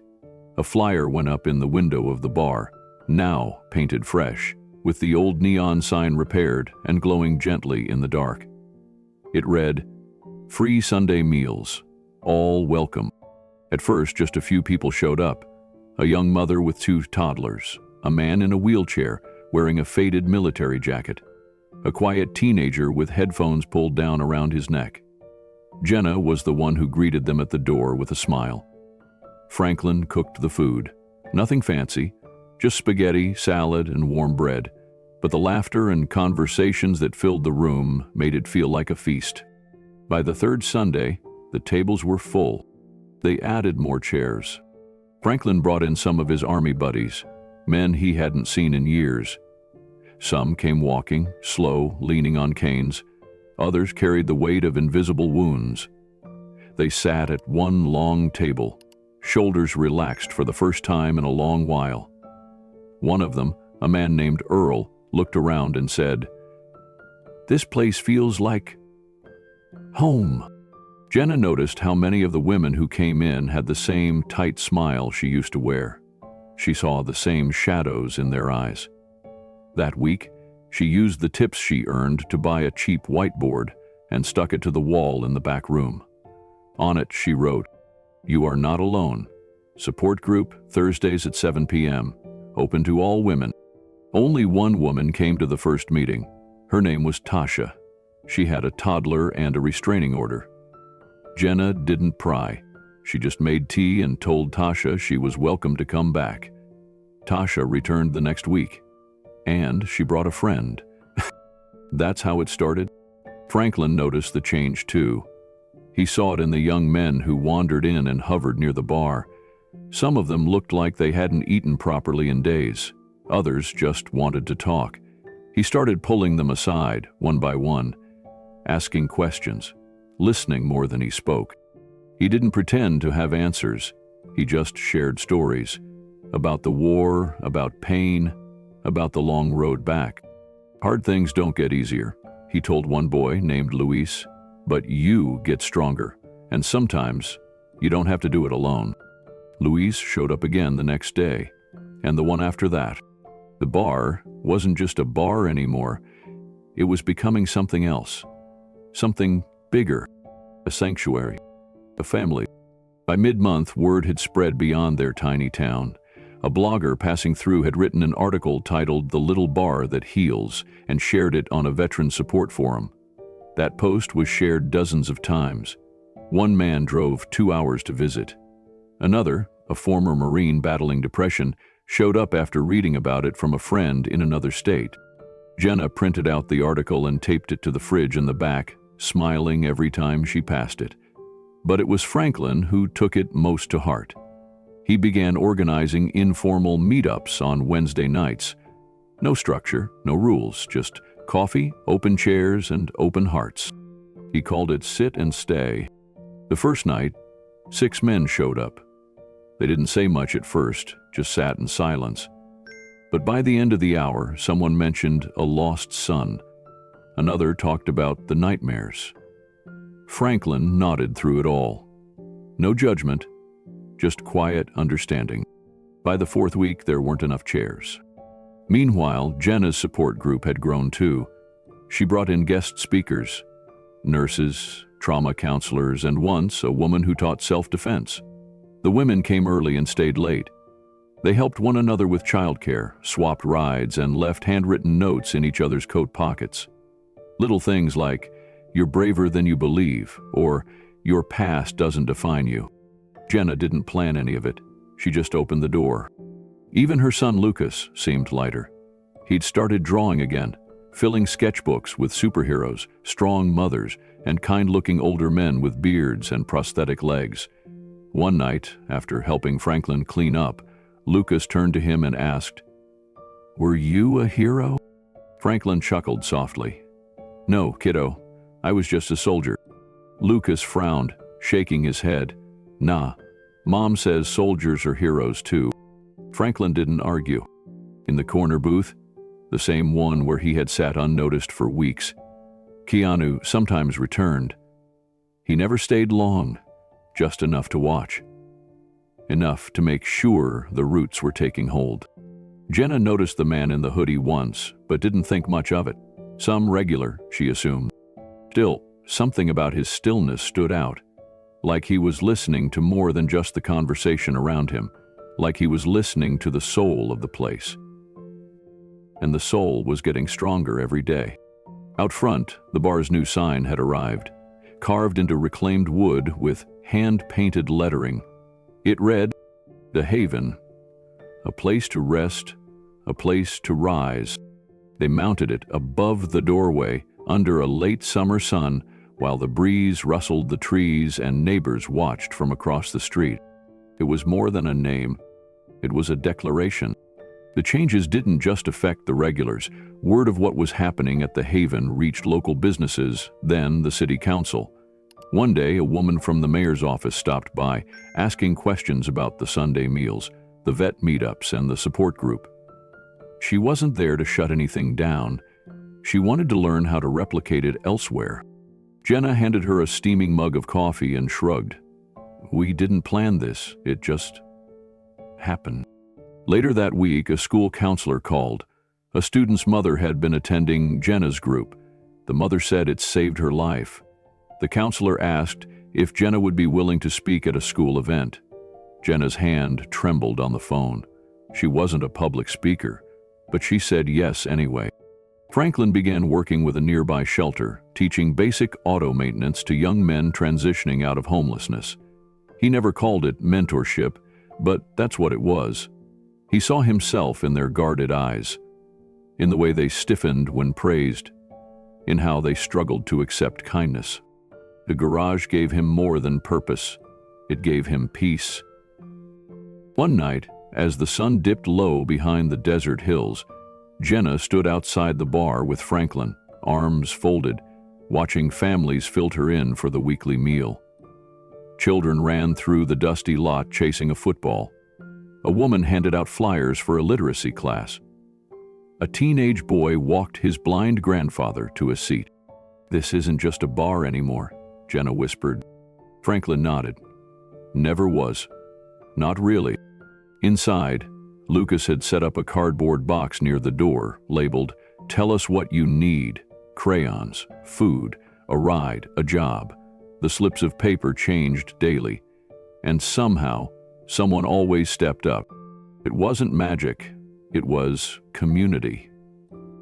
And while neither Jenna nor Franklin said it aloud, both knew this would not have happened without the stranger in the shadows, the man who never stayed for praise, the one whose name they still didn't know, but whose presence was stitched into the wood and warmth of everything they'd built.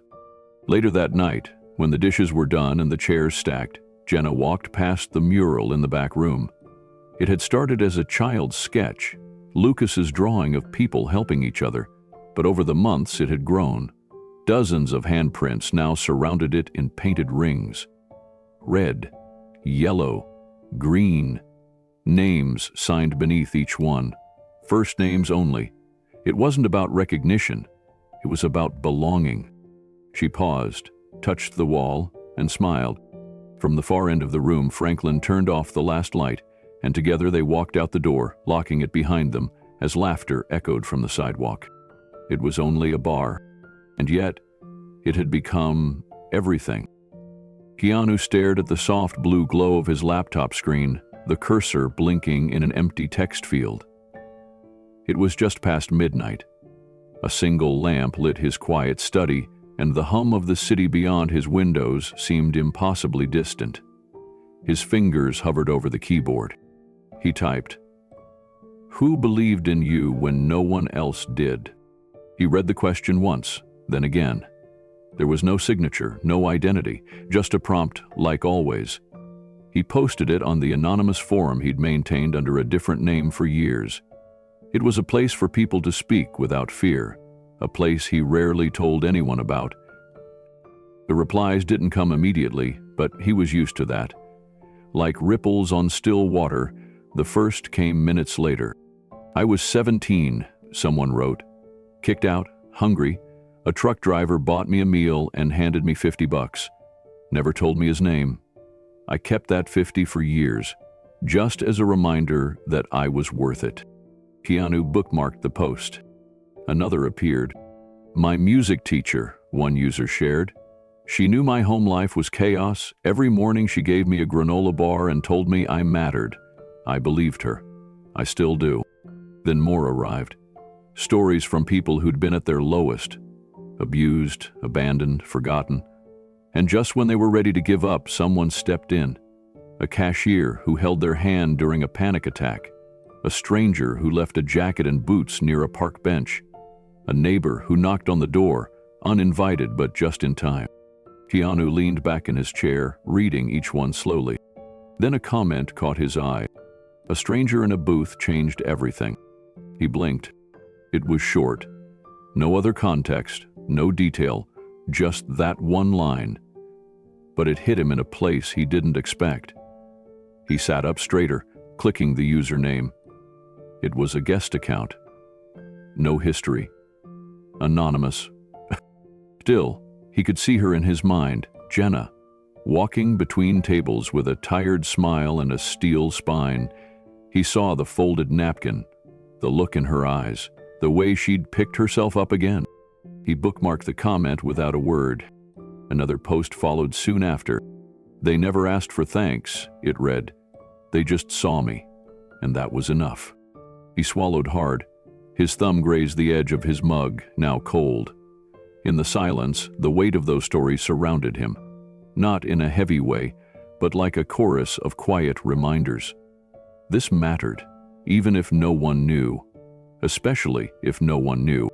Keanu closed the lid of his laptop. But he didn't leave the chair. He just sat there in the soft dark, listening to the echo of those words repeating in his mind. Outside, the sky was turning that quiet pre-dawn gray.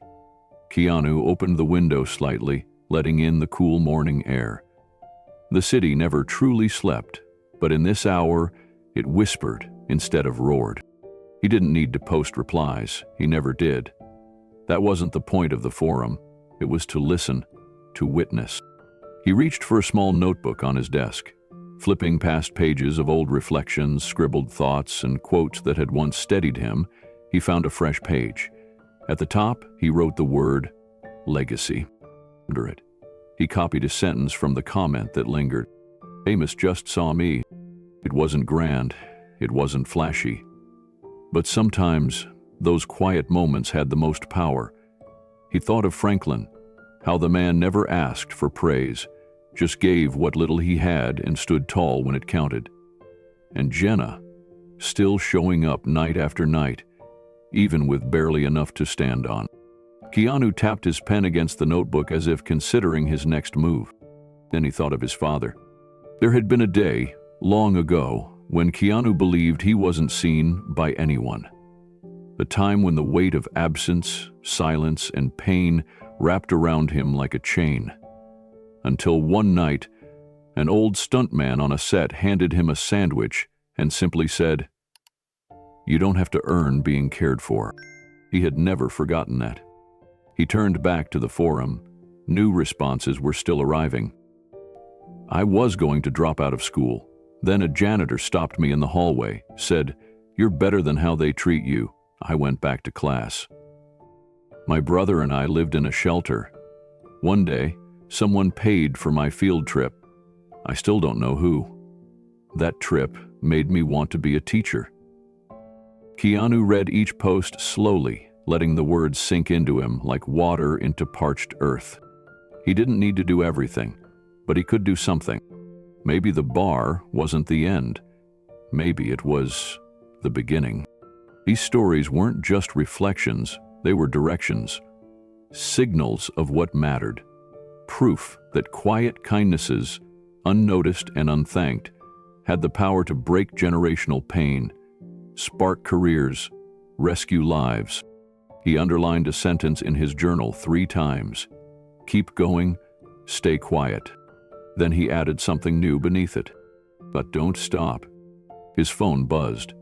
A text from someone on his team. A note about the community co-op account, now growing faster than expected. Donations were trickling in.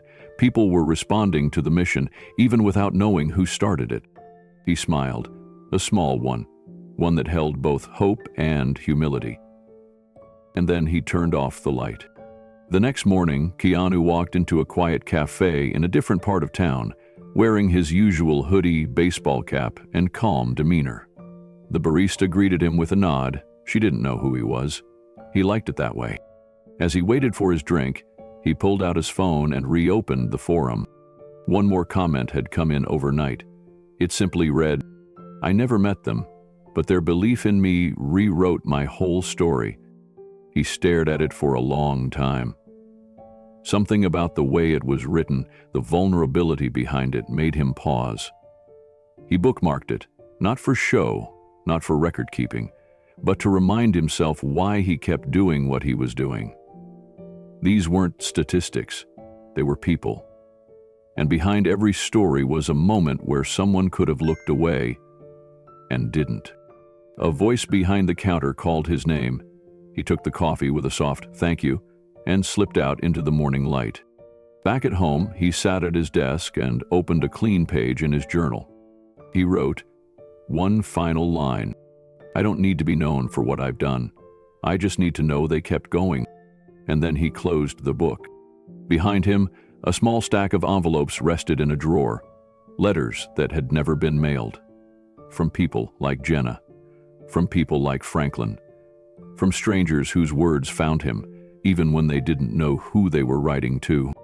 He left them untouched. Sometimes, the greatest impact was made by hands that never asked to be seen.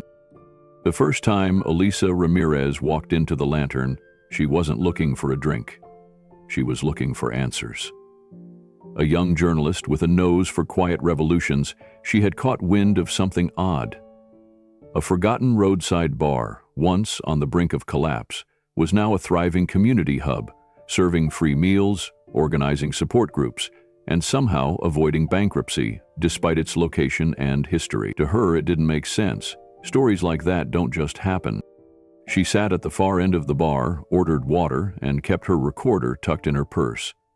Jenna greeted her with the same warmth she gave every stranger, then disappeared to deliver a plate of free chili to a young man who looked like he hadn't eaten in days. Franklin was seated at his usual spot near the jukebox, sipping coffee, his prosthetic leg propped slightly out of the way. Elisa didn't reveal who she was, not yet. She just watched. Every table seemed to hold a story. A veteran teaching a teenager how to play chess. A single mom showing another how to apply for housing assistance. The walls were filled with photos of past events, family nights, food drives, fundraisers. But it was the mural in the back room that truly stopped her. 2 dozens of names, handwritten in silver paint. At the bottom, "To the one who saw us when we were invisible." She snapped a photo quietly, then opened her laptop to begin researching. Property records, tax filings, donations. Everything pointed to a network of shell companies and non-profits that masked ownership. The original bar owner had disappeared from the records 2 months before the renovations began. A new company had stepped in, funded through a trust with no listed names. Elisa had covered local politics long enough to know this wasn't an accident. Someone had gone to great lengths to remain anonymous. When she returned the next week, she brought a notebook and asked for Franklin. He met her outside on the back patio, where the wind was light and the sky bruised with evening clouds. She introduced herself, this time, told him she was writing a human interest piece on veteran-led community spaces. He raised an eyebrow, but didn't object. "I've been coming here for over a year now," Franklin said. "It's not just a bar anymore. It's a place where people remember how to be human." "Do you know who owns it?" Elisa asked gently. He looked away, then, slowly, smiled. "Some angels don't need headlines." Elisa stared at Franklin for a moment, trying to read him. His face was weathered but not tired. It carried stories, lines drawn by time and pain, and something softer, maybe purpose. She pressed the tip of her pen to the notebook, but didn't write. "You're telling me you don't know who saved this place?" she asked, trying again. "I'm telling you," Franklin said, sipping his coffee, "that maybe some people don't save a place. Maybe they just show up when it's already halfway saved." That answer didn't help her article, but it made her pause. Jenna joined them briefly, setting down 2 mugs of tea and a plate of lemon bars. "You're the reporter, right?" she said kindly. "Word gets around fast in this town." "I am," Elisa admitted. "But I'm not here to stir trouble. I just want to understand how this happened. Places like this don't turn around overnight." Jenna looked down at the lemon bars, her hands briefly tightening around the edge of the plate. "I don't know who changed it," she said finally. "Maybe it was all of us. Or maybe it was one person we'll never meet. But I'm not going to waste my energy chasing ghosts. I'd rather spend it on the people still walking through that door." It wasn't a dismissal. It was the truth, spoken in the way only someone who had lived through darkness could offer it, without bitterness, without blame. Elisa jotted that line down, underlining it once. But the deeper she dug into the bar's transformation, the less she could find.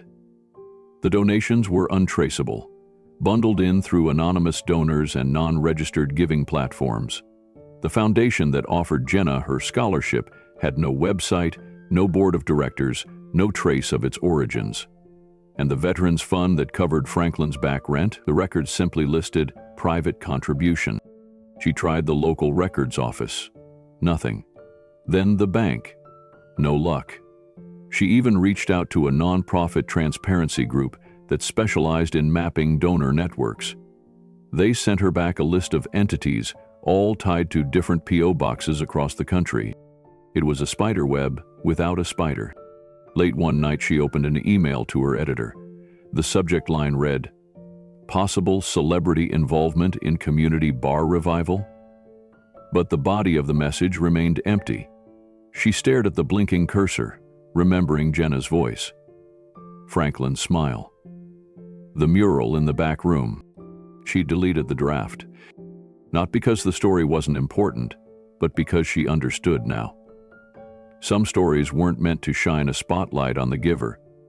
Some were meant to illuminate the ones who rose because of that gift. The next day, she returned to the bar and ordered her usual. Franklin nodded at her from across the room.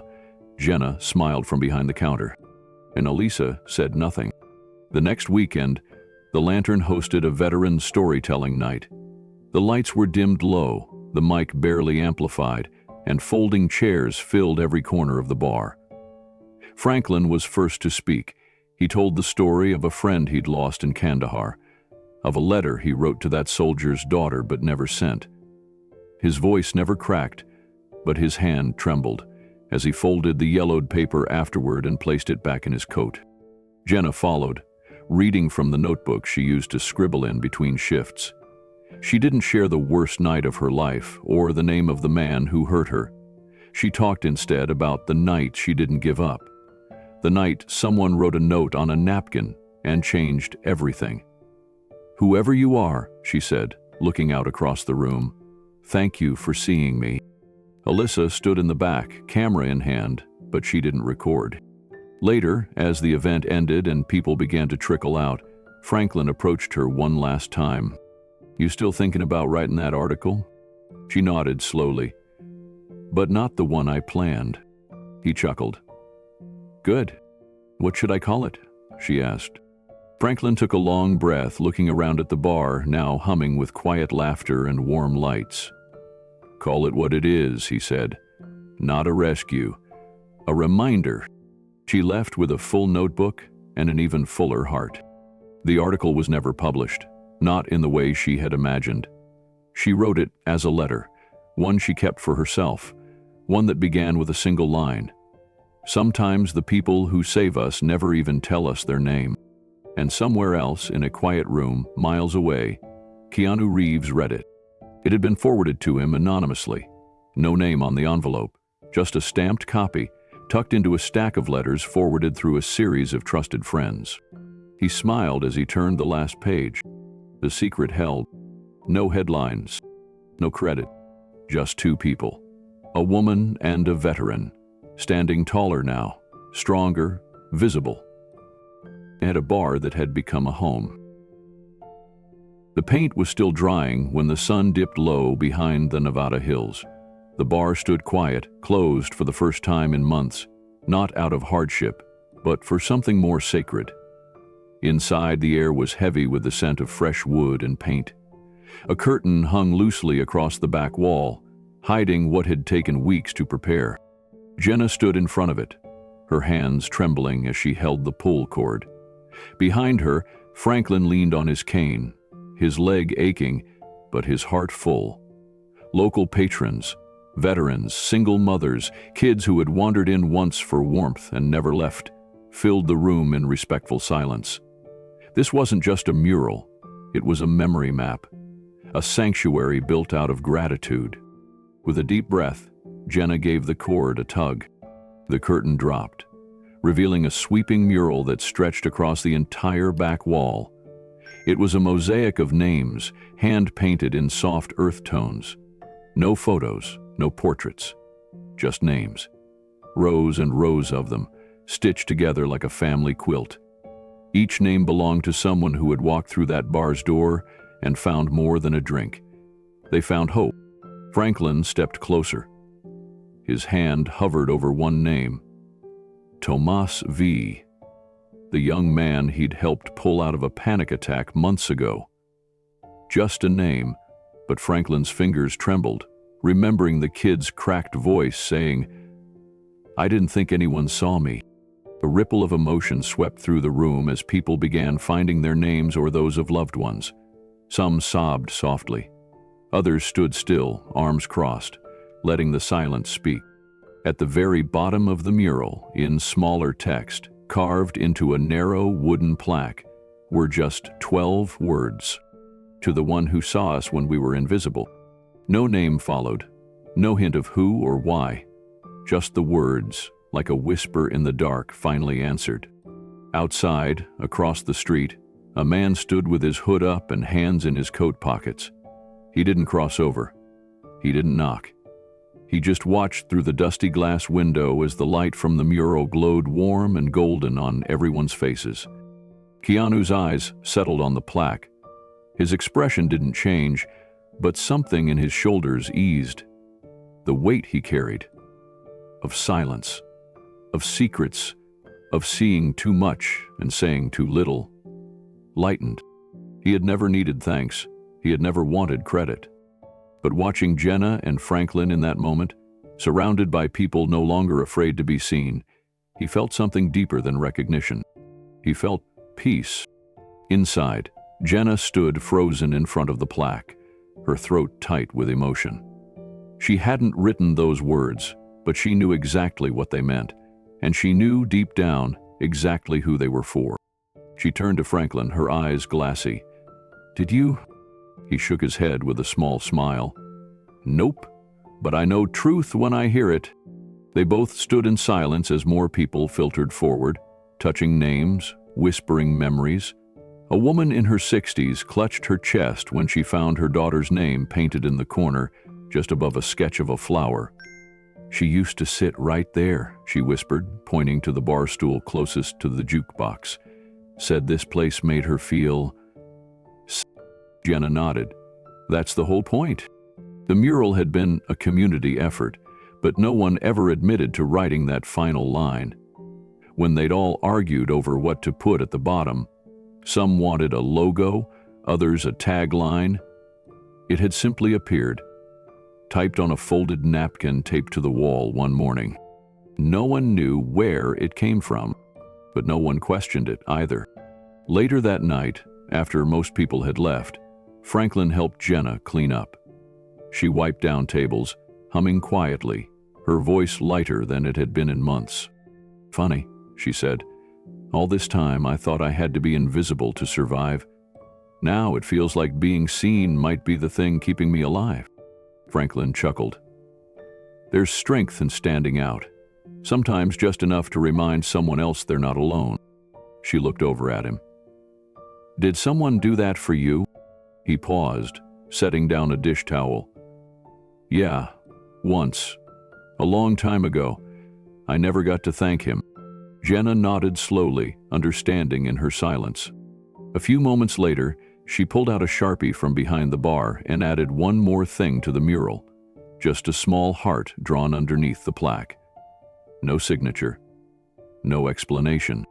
Franklin watched her do it and said nothing. Some things didn't need names.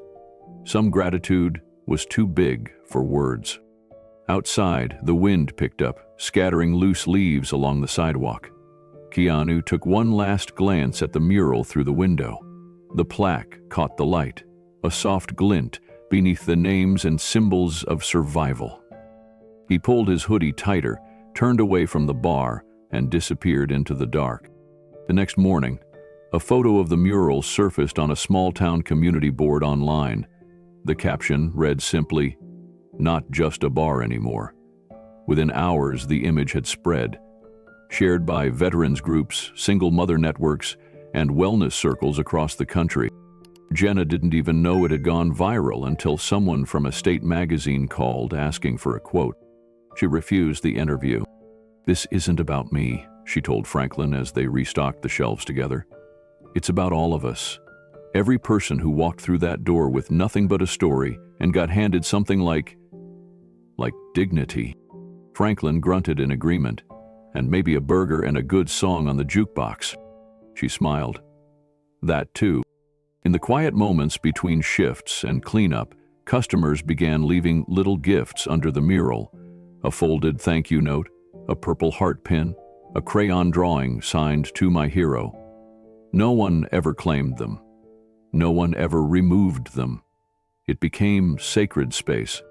Sometimes, after closing, Jenna would pull a chair into the back room, sit in front of the wall, and just breathe. She didn't always have words for what she felt, only that it was healing something in her that she hadn't known was broken.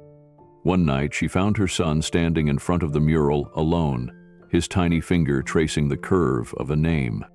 "Do you know them?" she asked gently. He shook his head. "No."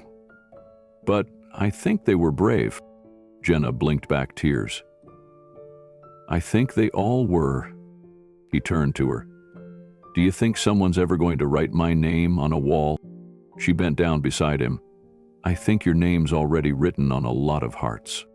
Outside, the wind moved gently through the town, whispering through the alleyways and side streets. The bar stood as a beacon now. Not flashy, Not famous, but full, alive. And somewhere out there, under a quiet sky, Keanu Reeves walked farther down the road, hands tucked deep in his coat pockets, the echo of that plaque still in his mind. To the one who saw us when we were invisible, he didn't need anyone to know it was him. It was never about being seen. It was about making sure others finally were. The late sun had dipped behind the Nevada hills, casting long shadows through the windows of the bar. It was a quiet night. No rowdy bikers, no jukebox arguments. Just the hum of conversation and the gentle clink of glass against wood.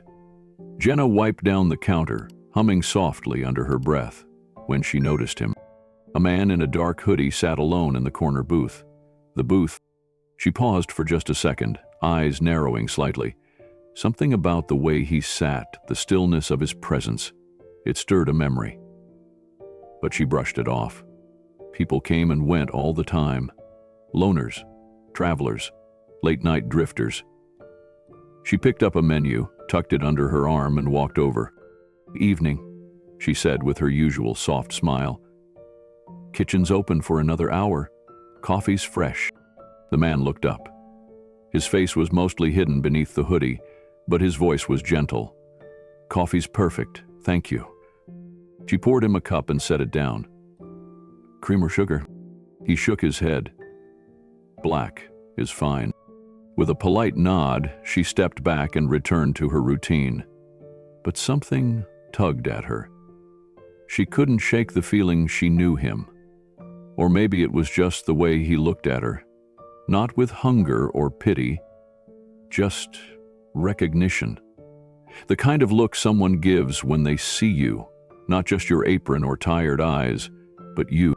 As the night wore on, she glanced back a few times. He didn't move much, just sat with his hands wrapped around the coffee cup, occasionally glancing at the mural on the wall.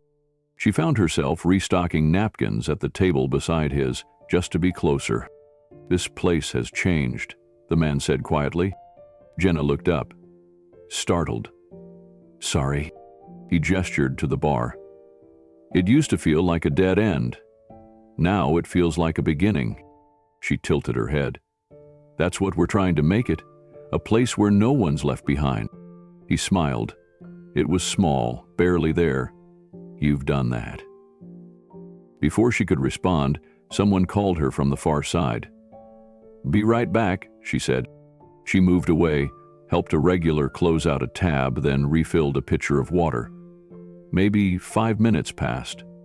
When she returned to the booth, the man was gone.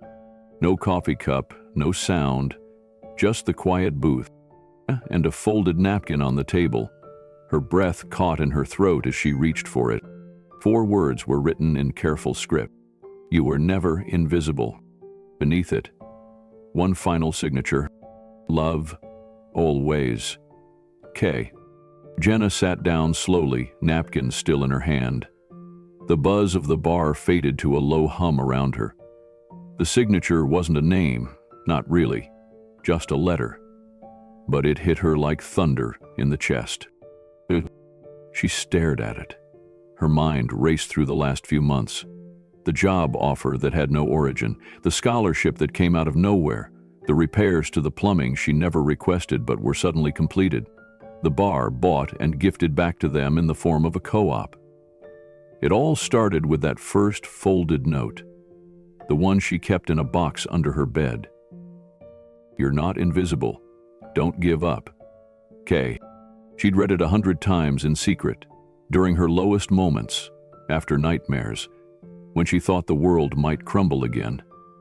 Now here it was again, another message, quiet, but shattering. "You were never invisible." She touched the edge of the napkin like it might disappear. It felt sacred, real. Her heart pounded in her chest as she looked up again, as if maybe he was still there. But the booth was empty. The street outside the window was silent. She didn't cry. Not right away. She just sat still, the way you sit when the world finally slows down and something inside you knows it's safe to feel. Franklin walked by, wiping his hands on a towel. "You all right?" She blinked up at him, smiling faintly. "Yeah," she said. "Yeah, I think I am." He raised an eyebrow, glanced at the napkin. "Friend of yours?" She hesitated. "I don't know, but maybe." Franklin didn't press. He just nodded once and walked back to the kitchen.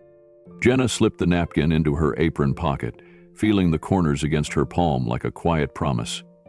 It didn't matter who he was, not really. What mattered was that someone had seen her, truly seen her, when she had felt most alone. The bar moved around her again.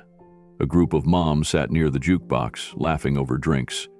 A young veteran helped Franklin carry in boxes of donated supplies. Her son ran by with a handful of crayons, dragging a girl in a wheelchair behind him as they chased imaginary dragons. Isn't just a bar anymore. It was a place of stories. And hers had been changed by a man who never asked for thanks, who slipped in and out of her life like a whisper, but left behind something louder than any speech. A belief that she mattered, that she always had. And for the first time in a long time, Jenna stood up, feeling something she hadn't let herself feel in years. Hope? She touched the folded napkin again, lips curling into the kind of smile that holds just as much ache as it does joy. Then she went back to work. Later that night, after closing time, Jenna stood alone in the now quiet bar. Chairs were stacked, lights dimmed, and the last echoes of laughter had faded into memory. But that booth, the one by the far window, still pulled at her. She walked toward it, slowly, carefully, as if afraid of breaking some invisible thread. She sat down where he had been, her hand brushing over the table's smooth wooden surface. There was no trace left of him, no glass, no plate, no scent. Just the echo of something important. She reached into her apron and took out the napkin again, folded, soft from where she'd clutched it most of the night. She opened it once more. "You were never invisible. Love always, Kay?" She mouthed the words without speaking them aloud. Then, like muscle memory, her hand moved to the locket around her neck. It held only two things: a tiny photo of her son and a torn corner of the first note she'd ever received. Now, it would hold one more. She opened the locket and folded the new napkin square just right, careful and tender. She slipped a piece inside. A part of him, of this night, would stay with her forever. Outside, the streetlights glowed amber, casting long shadows that reached toward the desert. Jenna stood at the doorway and looked out, half expecting to see a silhouette standing just beyond the edge of light. But there was no one. And still, she didn't feel alone. She locked the door and whispered to herself, "Thank you." The wind carried the word into the night. Upstairs, her son stirred in his sleep. She checked on him, kissed his forehead. Then she returned to her small room, pulled out her journal, and began to write. Not to herself, not to a friend, but to whoever it was that kept showing up in ways that couldn't be explained. "Dear Kay," she began, "I never saw your face. I might never know your name, but I know your heart. You saved more than just this bar. You saved me." She paused, eyes glistening. Some people shout when they love, others whisper. You were a whisper, and I heard you. She closed the journal and held it tight. Then she slid it under her pillow, turned off the light, and let the quiet settle over her like a promise kept. She never told anyone about the man in the hoodie. Not Franklin, not her son, not even herself, really. Some truths are too precious to speak out loud. Some miracles arrive quietly, then vanish like smoke, leaving only their warmth behind. And for Jenna, that warmth was enough. The lights inside the bar had dimmed for the night. Outside, a soft wind carried the scent of desert dust and fried onions. The last chairs were stacked, the register closed, and Jenna stood by the door, watching the quiet stillness settle over the parking lot. Her son was asleep in the back, tucked under a second-hand blanket someone had anonymously donated weeks ago. She didn't know it, but it had come from Keanu. She turned off the neon sign and locked the door. As she walked back to the bar's center, her hand brushed the plaque beneath the mural. She ran her fingers across the inscription. No names, no credit, just words that had found her when she'd needed them most. To the one who saw us when we were invisible. Sometimes she still thought about the man in the hoodie, the one who left the napkin behind. She never told anyone what it said. Not Franklin, not the few reporters who occasionally passed through, not even her son. But she remembered every word, every loop of that unmistakable, almost too elegant handwriting. You were never invisible. Love always. She whispered it again under her breath, a secret she kept like a prayer. The next morning, Jenna started her day like any other, cleaning menus, restocking napkins, slicing lemons. But something felt different. The bar, once a place of survival, had become a place of healing. Veterans sat with single mothers, laughing over morning coffee. A teenager with shaking hands was being shown how to balance trays by a gentle talking Franklin. It wasn't just a bar anymore. It was a bridge. She glanced toward the mural again and thought about all the names. Each one had a story. Each one had found safety here. And somewhere behind it all was the hand that had quietly opened every door. In a quiet part of the city, Keanu sat alone on a park bench with a paperback folded open on his knee. He wasn't reading. His eyes followed a group of school children racing through the grass, their backpacks bouncing, their laughter echoing. He smiled and opened a small black notebook. He wrote just one sentence. Sometimes the loudest love speaks in silence. He tore out the page and tucked it between the folded letters he'd never answered. The ones from Franklin, from Jenna, from others who would never know. But that was never the point. That evening, Keanu logged into the anonymous forum where he had left so many quiet prompts. He read the replies to his latest question. Who helped you when you thought no one saw you? There were hundreds. A woman wrote, "It was a school janitor. I was 14 and pregnant. He sat with me after hours. Never judged, just gave me a warm sandwich and said I mattered." Another wrote, "A stranger left $50 in my glove box. I was crying in a gas station lot with a baby in the back seat. I never saw their face, but I saw the note. You're not alone." And one simply said, "They never asked for thanks. They just saw me." Keanu bookmarked that last one. He closed the laptop, leaned back in his chair, and stared at the ceiling. Then he whispered to himself, almost a prayer, almost a promise. We rise quietly, or not at all. The screen faded to black. Then soft, white words appeared. Has someone ever helped you when you felt invisible? Tell us your story below. And don't miss our next story, a forgotten violin, a lost child, and the note that helped Keanu Reeves reunite a family across 3 generations. Because sometimes, one small act can echo for lifetimes.